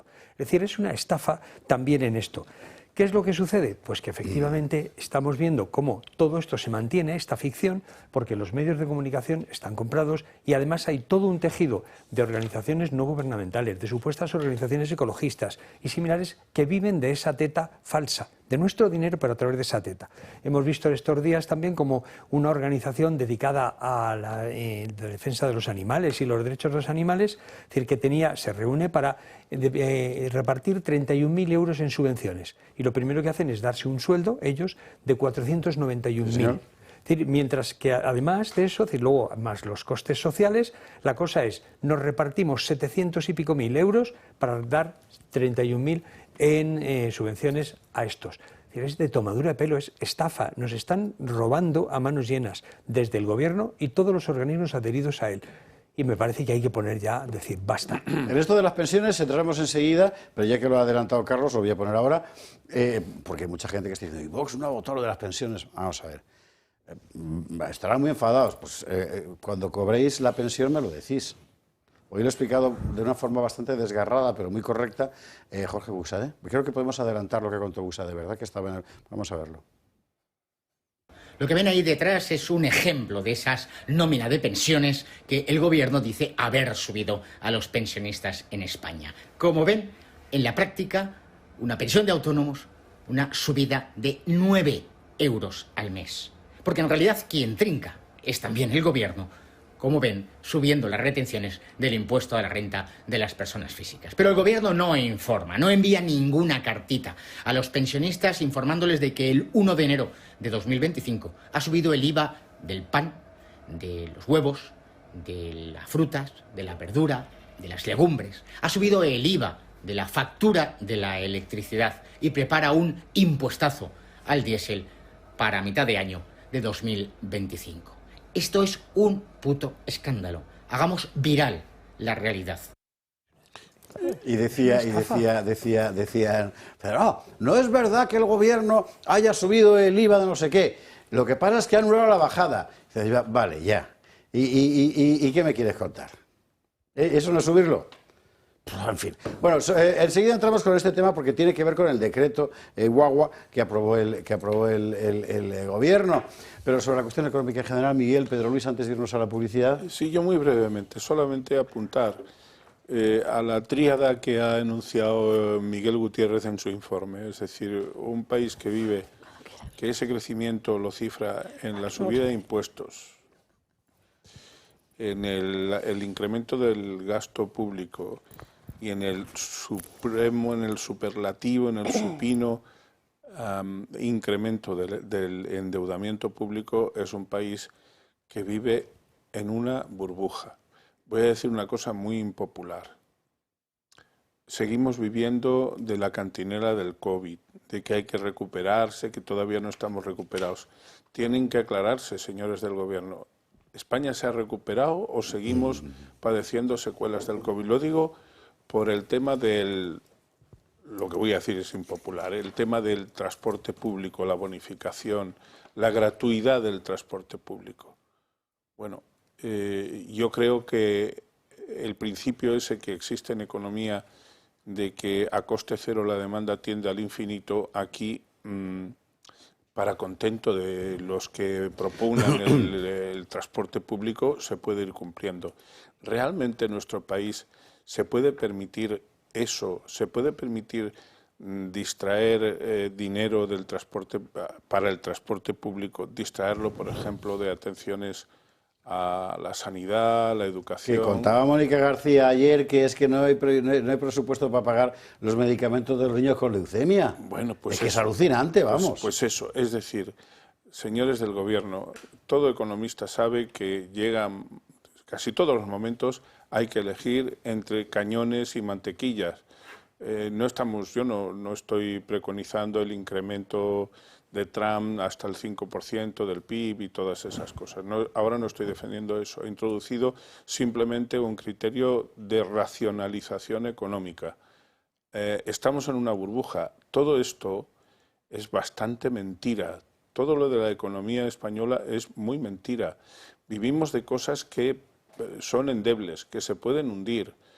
Afortunadamente el turismo viene.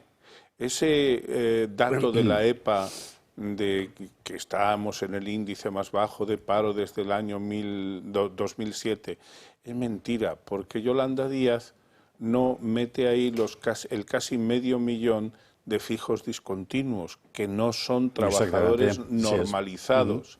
Pero en fin, podría seguir con una enumeración que no quiero extenderme. Marcela, Pedro. Bueno, yo muy brevemente, volviendo un poquito al tema anterior de la subida del salario mínimo interprofesional, yo creo que lo más importante aquí es que todo se ha hecho a espalda de los empresarios, y ese es el problema. Y al final, estos sindicatos que se creen que velan por los intereses de los trabajadores, pero el único interés que tienen es poder seguir tomándose esas mariscadas, no se dan cuenta que con esta presión ante las subidas del salario mínimo interprofesional, que dicho sea de paso, bueno, eso lo diré después, creo que en España se cobran salarios bajos, provoca de facto que el empresario no contrate gente y efectivamente que haya economía sumergida, etcétera. Y eso afecta al trabajador directamente, o sea, que no son defensores de los trabajadores, o sea, son defensores de sus propios intereses. Además, hay que reseñar, que no lo he oído en el informe, que esta subida es retroactiva, como la misma del año pasado, se aplica desde enero. Sí, porque el informe hablaba de la situación económica de la burbuja que ha planteado el señor Cuerpo. Pues este salario se va a aplicar de forma retroactiva con la inseguridad jurídica que eso genera y en consecuencia con lo que afecta a los empresarios directamente y a la contratación. Y además no se ha tenido en cuenta los distintos sectores para hacer esta subida del salario mínimo interprofesional, porque no es lo mismo un sector que otro. No se ha tenido en cuenta las distintas autonomías, la situación de cada autonomía. No es lo mismo un salario en Madrid que un salario en Almería. Y tampoco se ha tenido en cuenta el tamaño de las empresas. Esto se aplica igual a pymes, a un autónomo que tiene una persona contratada, que a una gran compañía, ¿no? Entonces, pues aquí todo se hace a espaldas de los interesados y de los que a la postre están aportando esto a los trabajadores y a las arcas del Estado, que son los empresarios. El sector del pequeño comercio madrileño ha cifrado la subida del SMI y la reducción de jornada en un coste que estará rondando los 4.000 millones de euros. ¿Qué tendrán que pagar ellos? Claro, efectivamente. Esa es otra. Ya, por terminar, simplemente es que que pasaba lo mismo efectivamente con la reducción de la jornada, sin perjuicio de que yo considero que los salarios en España en general son bajos. La solución para equipararlos y asemejarlos a la vida real y al coste de la vida real, que yo creo que no lo están y por eso cada vez hay menos poder adquisitivo en el ciudadano de a pie español, es dejar de asediar a las empresas. Dejar de asediar a las empresas con estas políticas de regulación de salario mínimo. Dejar de asediar a las empresas con el tema de la jornada laboral, con las inspecciones, con los impuestos, con la normativa indirecta. Porque no olvidemos que si una pequeña mercería de Madrid tiene que tener ley orgánica de protección de datos, compliance, plan de seguridad de no sé qué, los protocolos de desconexión, o sea, es que toda esta regulación... en el campo. Váter portátil. Claro, exacto. Que va lo un mismo inspector pasa... para pedirte que tengas un váter portátil. También o sea, pasa usted sabe también lo de... Perdóname, en el sector de la construcción, efectivamente. Entonces, toda esa regulación afecta directamente también a la contratación, ¿no? Entonces, bueno, y luego también... ¿quién se lo lleva a casa? El váter portátil. Y ya por último, que Carlos apuntaba las mentiras estas, y estoy de acuerdo, todo son mentiras, lo que comenta el Gobierno, y al final una mentira repetida muchas veces se convierte en verdad. Y la gente se cree que España va como un cohete y que subir el salario mínimo interprofesional no tiene repercusiones en la contratación. Desgraciadamente, en este caso, no se va a convertir en verdad, se va a convertir en convicción generalizada en su caso, que yo creo que no, pero sí, bueno. Pero que luego afecta a las urnas. Bueno, nos afecta a todos los españoles. Al final eso es otra historia, efectivamente, eso sí que es verdad. Mire, en fin, 1 minuto y medio, ¿qué hay que saber? Miren, estos días en un canal de YouTube, un connotado zurdito que fue concejal de Madrid, me hacía este ejemplo, donde me ponía, si este folio es el presupuesto de España, no te puedes quejar de la recolección de impuestos porque todo este pedazo está para el pago de las pensiones. Será, creo que 1 por cada 2 euros que se recoge, un poco más. Bueno, para empezar, un país que está en esa situación es un país que está arruinado. O sea, si tú me dices que la mitad y un poco más de lo que recaudas se va para el pago de pensiones y no creces, pues entonces es un país que está arruinado. Y entonces, claro, luego la señora Yolanda Díaz y todos ellos que hablan igualito, le hablan de agentes sociales, de diálogo social, de, ¿cómo es que se llama?, de consensos y tal, a una gente que cuando escucha agentes sociales no sabe quién demonios son esos agentes. Espartaco. Bueno, Espartaco. Y de diálogo social, pues no saben qué dialogan. Y así quedan en manos de Yolanda Díaz, de personajes como Garamendi y de este señor Lorenzo Amor, porque yo llevo rato queriendo...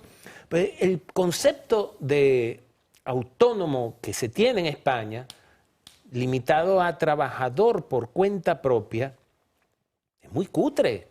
Un autónomo es un individuo que no quiere nada del Estado y por lo tanto debería ser el mejor amigo del Estado porque dice, oye, pues si este tío es autosuficiente y se vale por sí mismo, pues a mí me cuesta menos.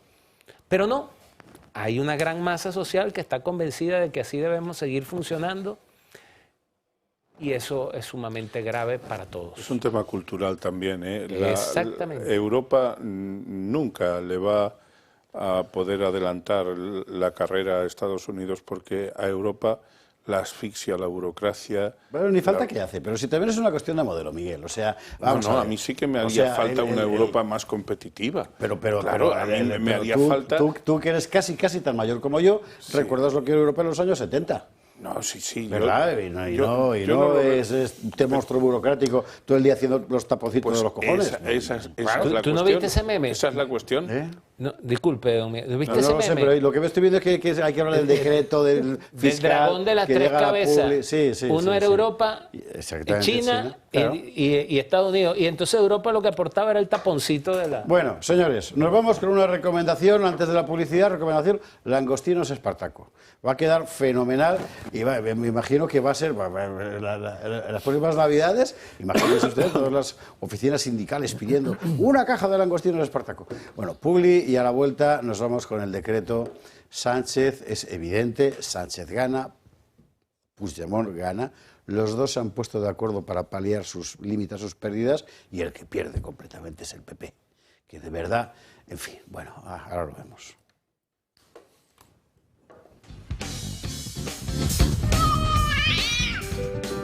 Siete millones de personas viven en nuestro país con artrosis, una enfermedad degenerativa que va desgastando el cartílago de las articulaciones, produciendo dolor e inflamación. Aunque es una patología que no tiene cura, existen 3 tratamientos muy novedosos para tratar sobre todo el dolor que es tan incapacitante. Uno de ellos son los guantes de Relax Quanti Nanotex. En sesiones de 20 minutos ofrece los tratamientos más innovadores recomendados por los reumatólogos para las personas con artrosis de manos sin tener que moveros de casa. Para los que lo tenéis localizada en la rodilla, la solución es es la rodillera, que utiliza ondas de radiofrecuencia que genera el calor y disminuye el dolor, permitiendo recuperar la movilidad. Y por último, este cinturón para aliviar el dolor en la zona dorsal y lumbar, gracias a una combinación de láser dual, infrarrojos, calor local y masaje por vibración. No lo dudes, llama al 900-730-122 y di adiós al dolor de manos, rodilla y ahora también de la zona lumbar. 23:20, 22:20 en Canarias y nosotros vamos con el decreto guagua. Al final sabe usted que se queda una cosa muy reducida, pero diga, es una victoria del gobierno, que se han tragado muchos sapos, sí, pero da igual. Porque como hay otro que se ha tragado no un sapo, sino la batracomaquia entera, ¿verdad? Que Feijóo, en fin. Bueno, esto es lo que ha pasado. Puigdemont se jacta de haberle ganado la batalla a Sánchez. En elogios se ha desenvuelto por los suyos desde Waterloo. Finalment el govern espanyol ha entès que no podia governar d'aquesta manera i que, malgrat totes les pressions que han exercit sobre nosaltres, tot tipus de falsedats que s'han distribuït, que s'han escampat, nosaltres hem mantingut la posició. En Moncloa insisten en que nadie les ha presionado, que el acuerdo de este martes es fruto de las negociaciones con sus socios que, insiste Bolaños, empezaron el mismo día en que dijeron no al decreto ómnibus. La negociación se empezó pues una vez que la semana pasada, el miércoles, no se convalidó el Real Decreto Ley en el Congreso. A partir de ahí, al día siguiente, pues empezamos a hablar. 24 horas más tarde del acuerdo, Junts insiste. No había nada que pactar si no se admitía a trámite la moción de confianza. Ahora bien, el PSOE ha hecho toda una rectificación. Sobre la cuestión de confianza, los letrados del Congreso han emitido también su valoración. Y aunque su decisión no sea vinculante para el presidente, insisten en que la mera propuesta de Junts fuerza el debate político. En el Gobierno se amparan precisamente en la idea de que es el propio Sánchez quien debe decidir si se somete o no a esta cuestión. Dentro del acuerdo secreto entre el Gobierno y Junts, la portavoz del grupo en el Congreso, Míriam Nogueras, ha desvelado cuáles han sido las nuevas cesiones. La 2 serà íntegrament en català. Íntegrament en català? Íntegrament en català. Un canal propi? Un canal català, la 2 Catalunya. Oi que tenim policia pròpia? Els Mossos d'Esquadra a Catalunya, la policia local, han de tenir competències. Un canal de televisión pública íntegramente en catalán y la cesión a los Mossos de todas las competencias en materia migratoria. Preguntada María Jesús Montero sobre si el Gobierno, restablecido ahora el diálogo con Junts, se sientan las bases para aprobar unos presupuestos, responde. Siempre que hay un acuerdo, yo creo que se pone de manifiesto que tenemos posibilidad de seguir encontrándonos. Es en lo que estamos, es en lo que vamos a seguir trabajando. Que están sobre la mesa, sí. La cuestión, ¿hasta dónde van a llegar las negociaciones? Algo tiene esta mujer, María Jesús Montero, que cada vez que habla yo tiendo a llevarme la mano a la cartera instintivamente, aunque hable de otra cosa, ¿eh? En fin, ojo a una de las cesiones, espérate Miguel, que esto es lo que ha dicho la señora Nogueras, que va a ver en qué queda el asunto, pero ojo al asunto de las fronteras. Porque si hay traspaso de inmigración y de control de fronteras, que es lo que hay debajo, y dice Míriam Nogueras que si hay un pero no habrá acuerdo, el Estado español ha dejado de existir formalmente. Si tú transfieres las fronteras a un gobierno regional, ¿de quién son esas fronteras? Del gobierno regional. Del gobierno regional, que pasa a ser un gobierno estatal. Y aquí hay un artículo 8 de la Constitución, lo digo por los de uniforme y eso, en fin. Pues, ¿qué ibas a decir? No, iba a decir brevemente sobre esto que quizá la gente no cae en que en esta autonomía, igual que en el País Vasco, la policía de frontera es la Guardia Civil. Y los temas de extranjería son competencia fundamentalmente de la Policía Nacional, en la mayor parte de los aspectos regulatorios y de control. Si eso deja de ser así, los días que tiene la Guardia Civil y la Policía Nacional en Cataluña están contados. Pero por otra parte yo me quería referir a todo el tema este del decreto ley guagua, ómnibus o batiburrillo, o como se quiera llamar. En realidad son unos trileros tanto Sánchez como Puigdemont. La cuestión de confianza, que parece que es el relumbrón, el espantajo que agita la gente de Junts per Catalunya, eso no va a ninguna parte. Es prerrogativa, como él mismo ha dicho, de Pedro Sánchez presentarse a ella o no. A él no le vincula que el Congreso de los Diputados, es mentira, si uno se lee la Constitución lo ve. Si el Congreso de los Diputados le intima a que lo haga, él lo hará o no lo hará. Pero incluso, repito, las mociones de confianza, a diferencia de lo que son las cuestiones de confianza, a diferencia de lo que son las mociones de censura, son una iniciativa tradicionalmente de los gobiernos cuando quieren apretar a sus respectivos parlamentos diciéndoles exactamente o me dais vuestra confianza u os disuelvo. Esa es la herramienta. Y eso empezó aquí en España con Mendizábal en el año 1835 con el decreto de desamortizaciones. El señor Sánchez, si quiere hacerlo, lo hará. Y si quisiera hacerlo, estoy absolutamente convencido de que previamente pactaría con el señor Puigdemont que la cuestión de confianza la gana, evidentemente, la ganaría. Claro. Mendizábal, un agente del dinero inglés. Toda la vida fue lo mismo. Ya montó una revolución en Portugal y luego se vino aquí a montar otra, el golpe de Riego. Y del golpe de Riego en 1820 había un ejército para ir a socorrer a Morillo en las Indias y ese ejército no pudo salir por el golpe de Riego. Las Indias se perdieron, llegó un gobierno nuevo, Mendizábal allí moviendo... Si es que al final la historia explica tantas cosas. Pero bueno, Marcela Regía, sobre el episodio del decreto. Sí, bueno, solo por apuntar una cosa, totalmente de acuerdo con lo que ha mencionado Miguel. Las tiranías y las dictaduras de vez en cuando utilizan las herramientas constitucionales y legales para hacer creernos que estamos en una democracia, para eso, para afianzar su poder, como haría en el caso de que hubiera una cuestión de confianza.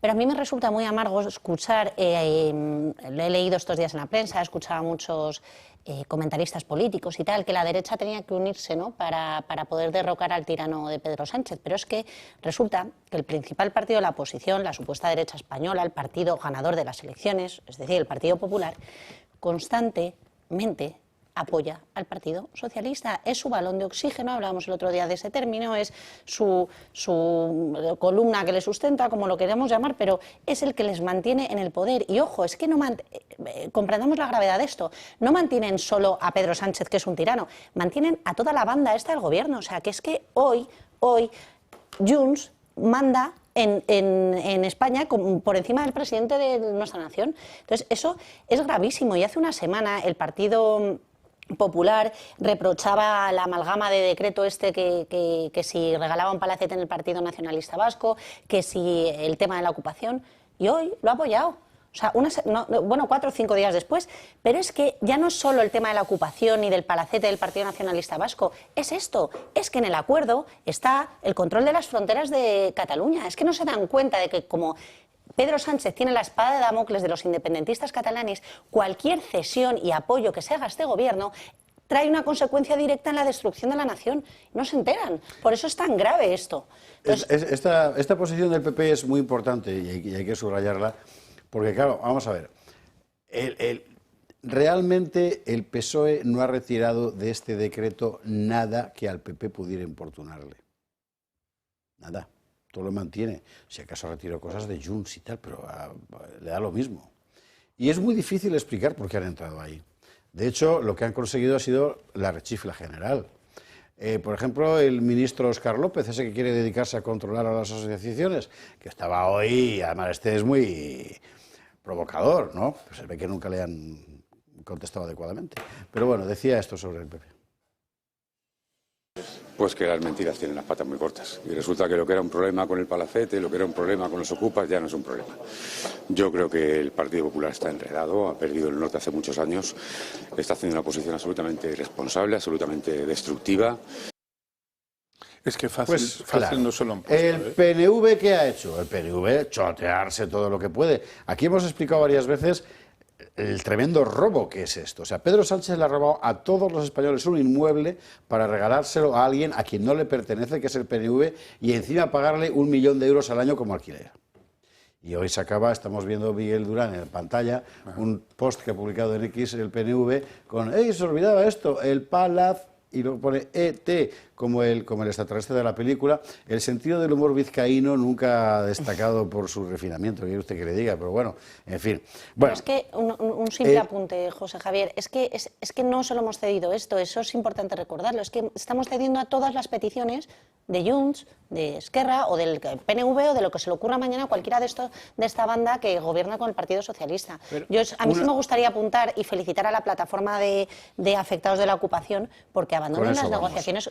Este asunto es que, claro, que se estaba también dentro. Usted sabe que uno de los temas era la ocurrencia de que al inquilino que deje de pagar un alquiler no se le pueda echar y por tanto el propietario recuperar la propiedad, sino que el Estado se encargue de compensar de algún modo al propietario. Que es un contradios absoluto. Bueno, el resultado ha sido que la plataforma efectivamente de afectados de la ocupación, podemos ver el titular, ha rechazado a partir de ahora ahí tiene usted el texto completo, cualquier acto organizado por el Partido Popular. Esto es muy importante porque es una cuestión de la propiedad. O sea, tú puedes entender que en un Estado rico, no lo somos, pero bueno, imagínese que lo fuéramos, el Estado se encargara de tener un servicio para auxiliar a familias que no pueden pagar el alquiler. Yo eso lo entiendo. Pero vamos a ver, estás dando por hecho que está mal no pagar el alquiler. Pero es que lo que ha aprobado el Gobierno y el PP es dar por hecho que no pasa nada si incumples el contrato. Claro. Aquí lo que queda fragilizado enormemente es la propiedad. Es una expropiación de facto con compensación a cargo del resto de los contribuyentes. Con lo cual ahora todos tenemos que pagar a los ocupas. Y evidentemente se puede imaginar la red de abuso que se va a crear de inmediato. De las ayudas del Gobierno, que le pregunten a los que han solicitado la renta mínima esta. Pero el ingreso mínimo vital. Eso ya sabemos cómo va. Es decir, perdóname, Miguel, que había pedido la palabra Carlos Astiz. Bueno, Abascal, evidentemente, ha cargado, claro, contra el PP, y es que realmente es desolador. Lo que ha hecho es una cosa alucinante. Es desolador, es la palabra que usa, contemplar que el PP vota junto a Sánchez para regalarle un palacete al PNV para promocionar la ocupación, para ayudar de nuevo a este gobierno ruinoso cuando están en dificultades. Que se lo ha puesto a huevo. En fin, Carlos, ibas a decir. Yo es que creo que no es desolador, es esperable, porque este es un gobierno criminal que tiene además como modelo un modelo dictatorial muy parecido a Cuba o a Venezuela, en el que precisamente los inquiocupas van a verse beneficiados por el Estado, con lo cual realmente es el Estado el que se hace cargo de esa propiedad, indirectamente. Pero claro, en este modelo criminal, es decir, no solamente el Partido Popular no está equivocado, es decir, no es un problema de, no me he dado cuenta, no, es que tiene el mismo modelo. Es decir, es que tiene el mismo modelo y los mismos amos que el Partido Socialista. Y en este sentido, es decir, aquí la única posibilidad que cabe, es decir, en el camino que llevamos hacia la dictadura... El no tendrás nada y serás feliz se aplica aquí bastante bien. Sí, es decir, pero además, en este camino que nos lleva hacia la dictadura, lo que hay que preguntarse es, primero, es decir, qué fuerzas realmente están oponiéndose a ese camino dictatorial y luego que las fuerzas nacionales que tienen que enfrentar esa deriva que nos va a llevar a la liquidación, que nos está llevando ya de hecho a la liquidación previa ruina de todo nuestro país, es decir, ¿qué están haciendo? Es decir, ¿qué están haciendo nuestras Fuerzas Armadas? Que tienen además claramente con el asunto de las fronteras, tienen un mandato constitucional. ¿Qué está haciendo el rey? ¿Qué están haciendo los jueces? Y todo este proceso, ¿qué están haciendo los medios de comunicación? Y dices, bueno, es que todos están comprados. Pero aquí llega un momento en el que habrá que decir, basta. Es decir, porque lo que nos estamos jugando es realmente la desaparición de nuestro país. Por supuesto, ya no es una democracia. Y lo que quede del Partido Popular, porque creo que lo que dan son retazos en los que no se enteran perfectamente, pero se pegan de leches unos con otros, ya no hay democracia, ya no podemos colaborar con el gobierno. Esto no es, hay que romper esa idea de que hay una normalidad. No hay una normalidad democrática, esto es una normalidad dictatorial, en el que además quieren controlar hasta el último tuit que vas a mandar a tu prima. Esa es la cuestión. El problema, Carlos, si es que puedo intervenir brevemente, es que ocurren cosas terribles. Una, cuando se le manda el mensaje al casero cuyo inquilino no le ocupa, no le paga y se convierte en inquiocupa, se le dice, no te preocupes, que está papá Estado. Ese razonamiento que acabáis de hacer, fundamentalmente tú, José Javier, diciendo, Bueno, es que es una expropiación forzosa encubierta. Eso a la mayor parte de la gente cuyo problema es que tiene el piso ocupado y no le pagan, lo que le importa es saber, luego ya veremos si la burocracia se lo permite, saber si el Estado le va a compensar. Lo otro nos importa a una minoría. Otro problema, lo decía yo antes con relación a lo del transporte gratuito, este tipo de cosas. Al final nos están acostumbrando a que el papá Estado te invade y no te tiene que importar porque te resuelve el problema. Eso es lo que subyace en los planteamientos de esta gente que quiere colonizar todo lo que pueda colonizar para mantenerse en el poder. En cuanto al problema del PP, joder, es que lo tiene muy complicado, ¿eh? Él solito se ha ido metiendo en la boca del lobo, no tiene discurso para saber explicar sus diferencias y ahora dicen, pero ¿cómo vamos a votar que no a la subida de las pensiones? Ese es el planteamiento, ¿eh? Yo no estoy dándoles la razón. Ya. Sí, te entiendo, el planteamiento es, pero ¿cómo queréis que digamos no a las pensiones? Si nosotros decimos no, Puigdemont se lo va a aprobar, se van a apuntar el tanto y nosotros vamos a perder, seguro que perdemos votos. Claro, es enormemente difícil, pero la bisoñez del Partido Popular se está poniendo cada día más de manifiesto y en ese sentido hay que reconocer que Pedro Sánchez y su equipo, con toda la desvergüenza que tienen, pues es que precisamente por la desvergüenza o por lo que sea, es que le ganan casi todas las partidas. Pero perdona, Miguel, no es bisoñez, es complicidad. Y esto cada vez es más complicidad. Sí, bueno, es que cuando el PP... Yo te lo puedo admitir, Carlos, ¿eh? O sea, si es eso, es muchísimo peor. Cuando el PP admite esto del palacete al PNV es porque en lo más profundo de sus anhelos está utilizar al PNV de muleta también en algún momento. O sea, es que no les interesa. También eso, ¿eh? También. Ellos prefieren hacer gobierno con el PSOE sin Sánchez, un PSOE que ya no es PSOE sino que es Sánchez, pero bueno, ellos tienen esa ensoñación, pretenden, y seguro que también quisieran pactar con Junts cualquier cosa, lo primero que se les ocurriera. Pero hay por ahí en redes circulando un video de un profesor que entra a un salón y expulsa a una alumna. Así agarra y le dice, usted se me va de acá. Y le pregunta a los alumnos que para qué son las leyes. Y uno por fin acierta y le dice, son para dar justicia. Y entonces, ¿por qué ninguno de ustedes reaccionó cuando yo expulsé a su compañera de la forma más injusta? Bueno, es sencillo, porque no era con ninguno de ellos. Entonces, en España hay un grave problema de indolencia, porque muchas personas piensan que lo que está pasando que no es con ellos. Entonces, claro, reacciona la Asociación contra la Ocupación porque es con ellos. Pero hay otros a los que, bueno, no me ha tocado a mí en este momento. A mí, yo dejé el teléfono y entonces una persona esta mañana me escribió por Instagram y me dijo que yo que soy muy didáctico.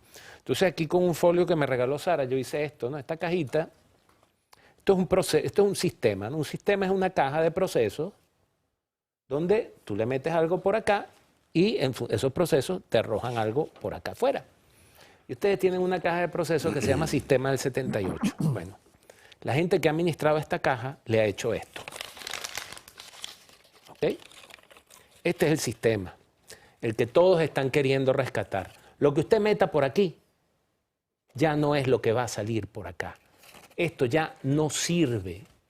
Y si piensan que rescatándolo van a hacer que las cosas se vuelvan a enderezar, pues estamos todos equivocados.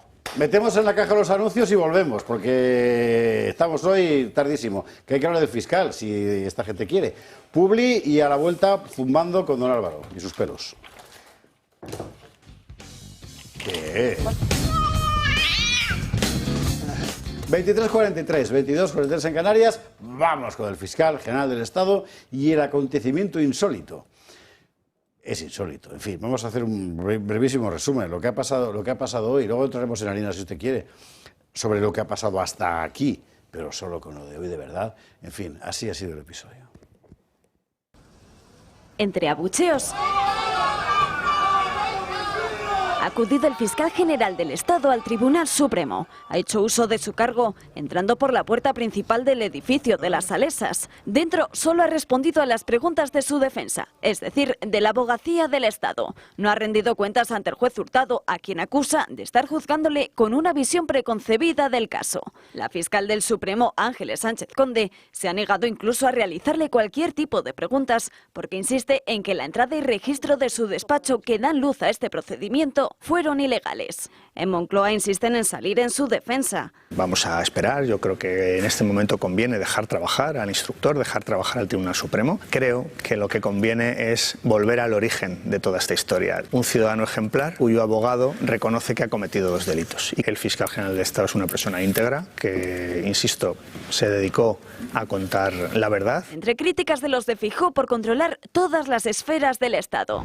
Quien tiene la responsabilidad de perseguir el delito en España está siendo investigado por la comisión de un delito penal. Esto es muy grave. La presunta connivencia entre la Fiscalía General del Estado y Moncloa es de tal gravedad que lo que llama la atención es que hoy el fiscal general del Estado ya compareció en el Supremo como fiscal general del Estado y no como un ciudadano independiente. Álvaro García Ortiz ha insistido durante la hora y media que ha durado su declaración que él no filtró los datos de la pareja de Isabel Díaz Ayuso y un delito, el de revelación de secretos, por el que precisamente está imputado. El fiscal general insinúa que fue Almudena Lastra, fiscal superior de Madrid, quien propagó todas las informaciones. Sobre lo que ella declaró en sede judicial, que le preguntó directamente al fiscal si había filtrado las informaciones y su respuesta de que eso ahora no importaba, dice que nunca se produjeron y mucho menos en ese tono, porque asegura que de esa forma no le pueden hablar a un superior. En su testifical, García Ortiz también ha hecho referencia al borrado del teléfono móvil. Dice que ha cambiado por lo menos en hasta 6 ocasiones de dispositivo y el último de ellos, informó a la UCO, lo cambió antes de que se abriera el caso.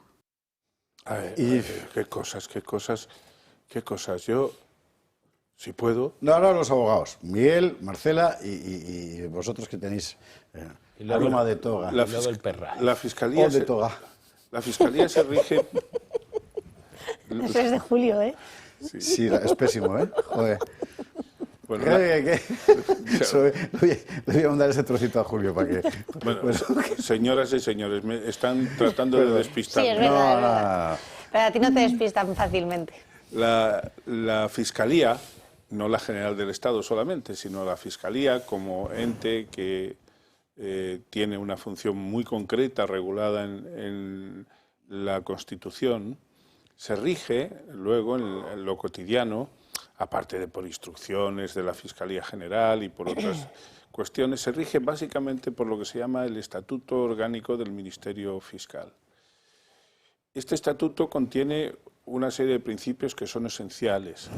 El principio de legalidad, es decir, el fiscal es el llamado a preservar la aplicación de la ley, la correcta aplicación de la ley. El principio de imparcialidad es también muy importante. Está el principio de objetividad y está el principio de independencia. Claro que después viene otro principio, que es el de jerarquía, pero ese principio tiene también sus maneras de aplicarse. No quiero complicar con tecnicismos todo esto. Lo que quiero decir es que el señor fiscal general del Estado se está comportando como nosotros los abogados decimos a veces que se comporten nuestros clientes. Es, mira, no declares sino solo a preguntas mías, porque te pueden enredar. Claro, aquí el único que podría hacer preguntas de orden objetivo, de orden normal, habría sido el magistrado Ángel Hurtado, porque su subordinada, y este es el grave problema que este señor ha provocado, el descrédito de la carrera fiscal consiste en que este señor está posibilitando que sea una representante del Ministerio Público subordinada a él la que tuviera la tarea de hacerle preguntas que pudieran colocarle en dificultades. Por más que él diga, los que estamos acostumbrados a movernos en el foro, en el mundo jurídico, sabemos que los fiscales no se tratan de usted, salvo en ocasiones concretas, en una vista oral, etc. Sí. Pero en la vida cotidiana, en sus relaciones, es perfectamente posible, más que posible, probable, que la fiscal, aparte de tutearle, le hubiera interpelado y le hubiera dicho, porque ella sabía que era el fiscal general del Estado el que tenía el mayor interés en disponer de esos correos, que le hubiera preguntado, Álvaro, ¿lo has filtrado tú? Más que una pregunta, era casi una afirmación, según dicen. Sí, sí, así es. Eso es. Entonces, tú has hecho una apelación a los fiscales en la editorial del programa. Sí. En el editorial del programa has hecho una apelación muy sentida, muy puesta en razón. Realmente yo suscribo esa apelación que José Javier Esparza les ha hecho a todos ustedes, señores fiscales.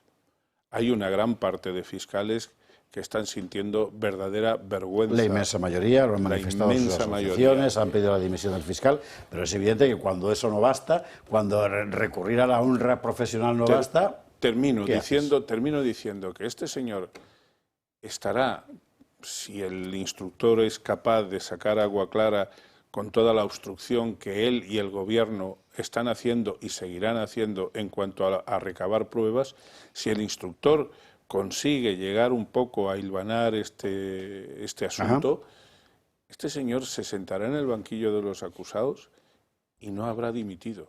Marcela.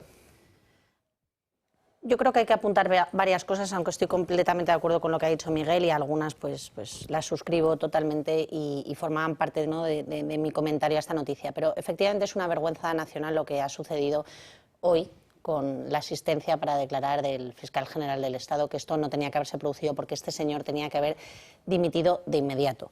Esto no solo creo que sea la primera vez en la historia de nuestra nación, que lo es, sino en la mayoría de las democracias occidentales, porque esto es inadmisible. Pero yo creo que hay varias cosas que destacar de la declaración de hoy, ¿no? Que es, en primer lugar, el tema, yo creo que había una dejación de funciones por parte del fiscal que se encontraba hoy en sala, porque claro, respondiendo a su amo, ¿no?, como buen subordinado, pues ha tenido que hacer el papelón, pero es que su obligación, como muy bien apuntaba Miguel, con las funciones que se establecen en el Estatuto Orgánico de la Fiscalía, es promover la justicia, asegurar la legalidad y la imparcialidad, y todo esto, cuando no preguntas, no lo haces. Entonces, aquí ha habido una clara dejación de funciones consciente y llevada a efecto, ¿no? Y hace unos meses también, me gustaría destacar que hace unos meses lamentaba el señor fiscal general del Estado que, como por su cargo y su posición de neutralidad, no podía declarar ante los medios ante esta situación tan insólita en la que se veía inmerso por el tema de su imputación, ¿no? Pues hoy tenía la oportunidad de hacerlo en sede judicial. Hoy tenía la oportunidad de explicarse y contestar sin hacer referencia a esa neutralidad y sin tener que escudarse en ello, y no lo ha hecho. Claro, en la legítima defensa de las personas acusadas o investigadas está su derecho a no declarar, claro que es un derecho, pero ya subyace detrás de ello, cuando uno no declara, que lo mismo es porque algo tiene que esconder, como bien apuntaba Miguel, ¿no? Y el que no tiene nada que ocultar no necesita defenderse y usar este derecho a la defensa, ¿no? Y luego también me ha llamado la atención esa forma de diluir su culpa haciendo mención a la fiscal superior de Madrid. Eso es una forma de repartir responsabilidades. Y bueno, pues también me ha llamado mucho la atención el tema de la corbata que ha comentado que llevaba. Es que es lamentable, o sea, imaginaros el nivel que tenemos de organismos públicos en España. Ha comentado que llevaba una corbata con balanzas de la justicia y tal, para demostrar esa equidad, ¿no?, de la justicia y tal. O sea, pero como si fuera un eximente llevar una corbata con balanzas. No me he fijado en la que llevo yo, ¿eh? No, es más decente. Pero, y ya por último, simplemente también destacar el tema de la sugerencia que ha hecho sobre la UCO, de la entrada ilegal del allanamiento. Eso también es una vergüenza, el trabajo de este cuerpo. Y sobre todo cuando este señor ha cometido, o presuntamente ha cometido, el peor de los delitos que se puede cometer, que es filtrar una conversación entre un letrado y un fiscal, con la inseguridad jurídica que eso no solo genera a los ciudadanos, sino también a los profesionales del derecho y con la quiebra que eso supone. Un apunte muy breve, Marcela, muy breve. El fiscal general del Estado sabe que un déficit importante en la regulación de la ley de enjuiciamiento criminal es precisamente la que corresponde a las entradas y registros.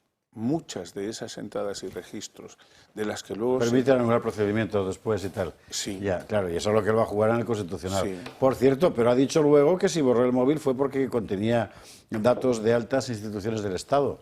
Sí, es exactamente así. O sea, un lío aquí. Carlos, Pedro. Yo creo que hay que dejar de hablar ya de cuestiones legales, del respeto a la legalidad, porque realmente lo que tenemos en la realidad es esta mafia político-judicial, mediática, que intenta ocupar todos los escenarios del Estado realmente al servicio de aquellos que nos están robando.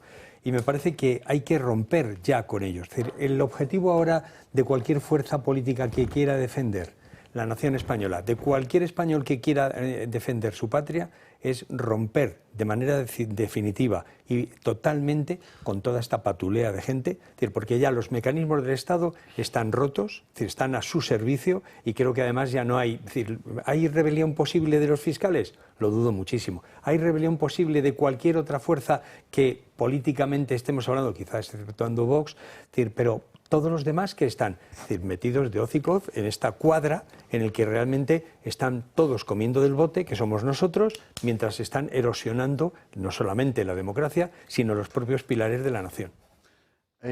Por cierto, 11 millones para un centro de menas en Melilla, para que estén más cómodos, de noticia de ayer. Sí, mientras pero yo voy a ir contando cosas de esto, La Palma o de Valencia, y usted vaya haciendo en casa con la caja registradora como la de antes, ¿no? ¡Ring!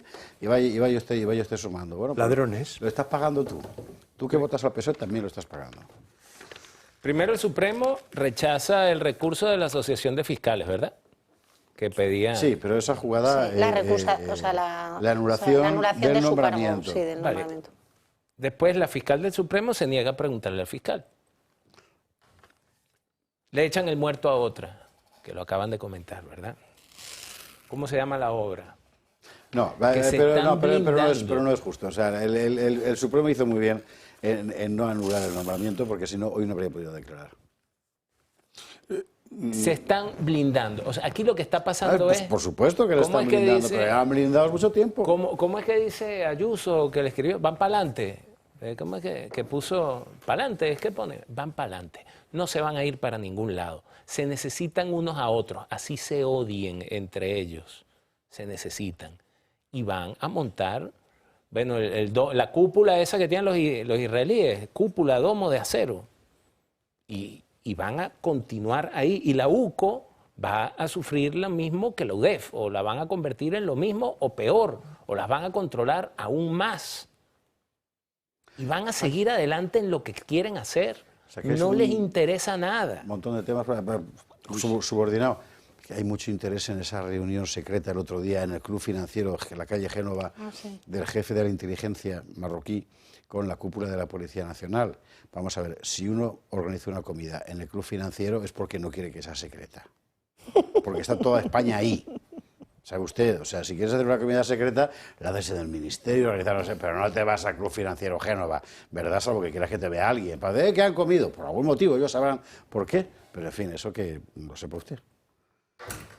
Bueno, venga, que estábamos nos quedan 2 minutos y medio de programa. No ha dado tiempo a hablar de Reyes Maroto. No, pero es que esto es una derivada muy importante. Es decir, la sumisión de nuestro gobierno a los planes, a los designios de Marruecos, me parece que es una cuestión crucial. Y es además una cuestión en la que no solamente está en riesgo la democracia española, o lo que quede de ella, porque ya queda cada día menos, sino también el futuro económico, el futuro político, el futuro estratégico de España. Es que lo que estamos viendo, y probablemente una de las cosas de las que está ya hablando Marruecos, es de cuándo van a entrar los marroquíes en Canarias, cuándo van a ocupar definitivamente, es decir, Ceuta y Melilla. Es decir, básicamente eso. Entonces, eso es un problema porque no pone solo en riesgo el sistema político español, el sistema económico, está en riesgo la propia existencia de España. Y parece que todos los partidos, o la inmensa mayoría, están mirando para otro lado. Es decir, cuando aquí lo que está en riesgo es la propia esencia de nuestra nación. Es decir, nos quedamos sin patria. No solo está mirando para otro lado, sino que los acuerdos de la Unión Europea en materia de pesca, por ejemplo, o sea, hágame usted caso, por una vez. Quieren construir una zona aduanera, o mejor dicho, sin aduanas, euroafricana. Les obsesiona desde hace años. Y eso significa que es lo que no pudieron hacer con Turquía. Y eso significa que Marruecos, Argelia no, porque está en el otro mundo, ¿verdad? Pero que Marruecos entrará a formar parte, de hecho, con un tratado con la Unión Europea, que ya tiene, por cierto, suscrito uno, ¿verdad?, en condiciones de competencia mejores que las de España o Portugal. Y el tratado de pesca es el perfecto ejemplo. Se han cargado la pesca en España. Sin importarles ni una pizca lo que opine España o Portugal al respecto, que eso es lo que hacen. Esta gente legisla allí, pero los que somos los afectados directos, no solo ya de entrada de inmigrantes, etcétera, sino con la propia producción de la agricultura y tal, o bueno, y ganadería también. Sí, sí. Somos afectados directos y aquí nadie nos pregunta. Sí, sí, pero tú dices eso y hay gente que te dice, no, es que le preocupa las posturas antieuropeístas, pero ¿de qué vamos? Yo creo que eso no es antieuropeísta. Señores, se acabó. Hala, venga, todo el mundo fuera de aquí. Ya nos echan. Don Carlos Astilla, don Pedro Luis Pedrosa, don Miguel Durán, Marcela Riegía, mil gracias a los cuatro por estar aquí esta noche. Nosotros mañana más gato y a ver qué lo nuevo, a ver qué ha dicho Aldama, yo qué sé, en fin, cualquier cosa de estas. Usted a descansar, porque el día ha sido terrorífico. Mañana más. Sí.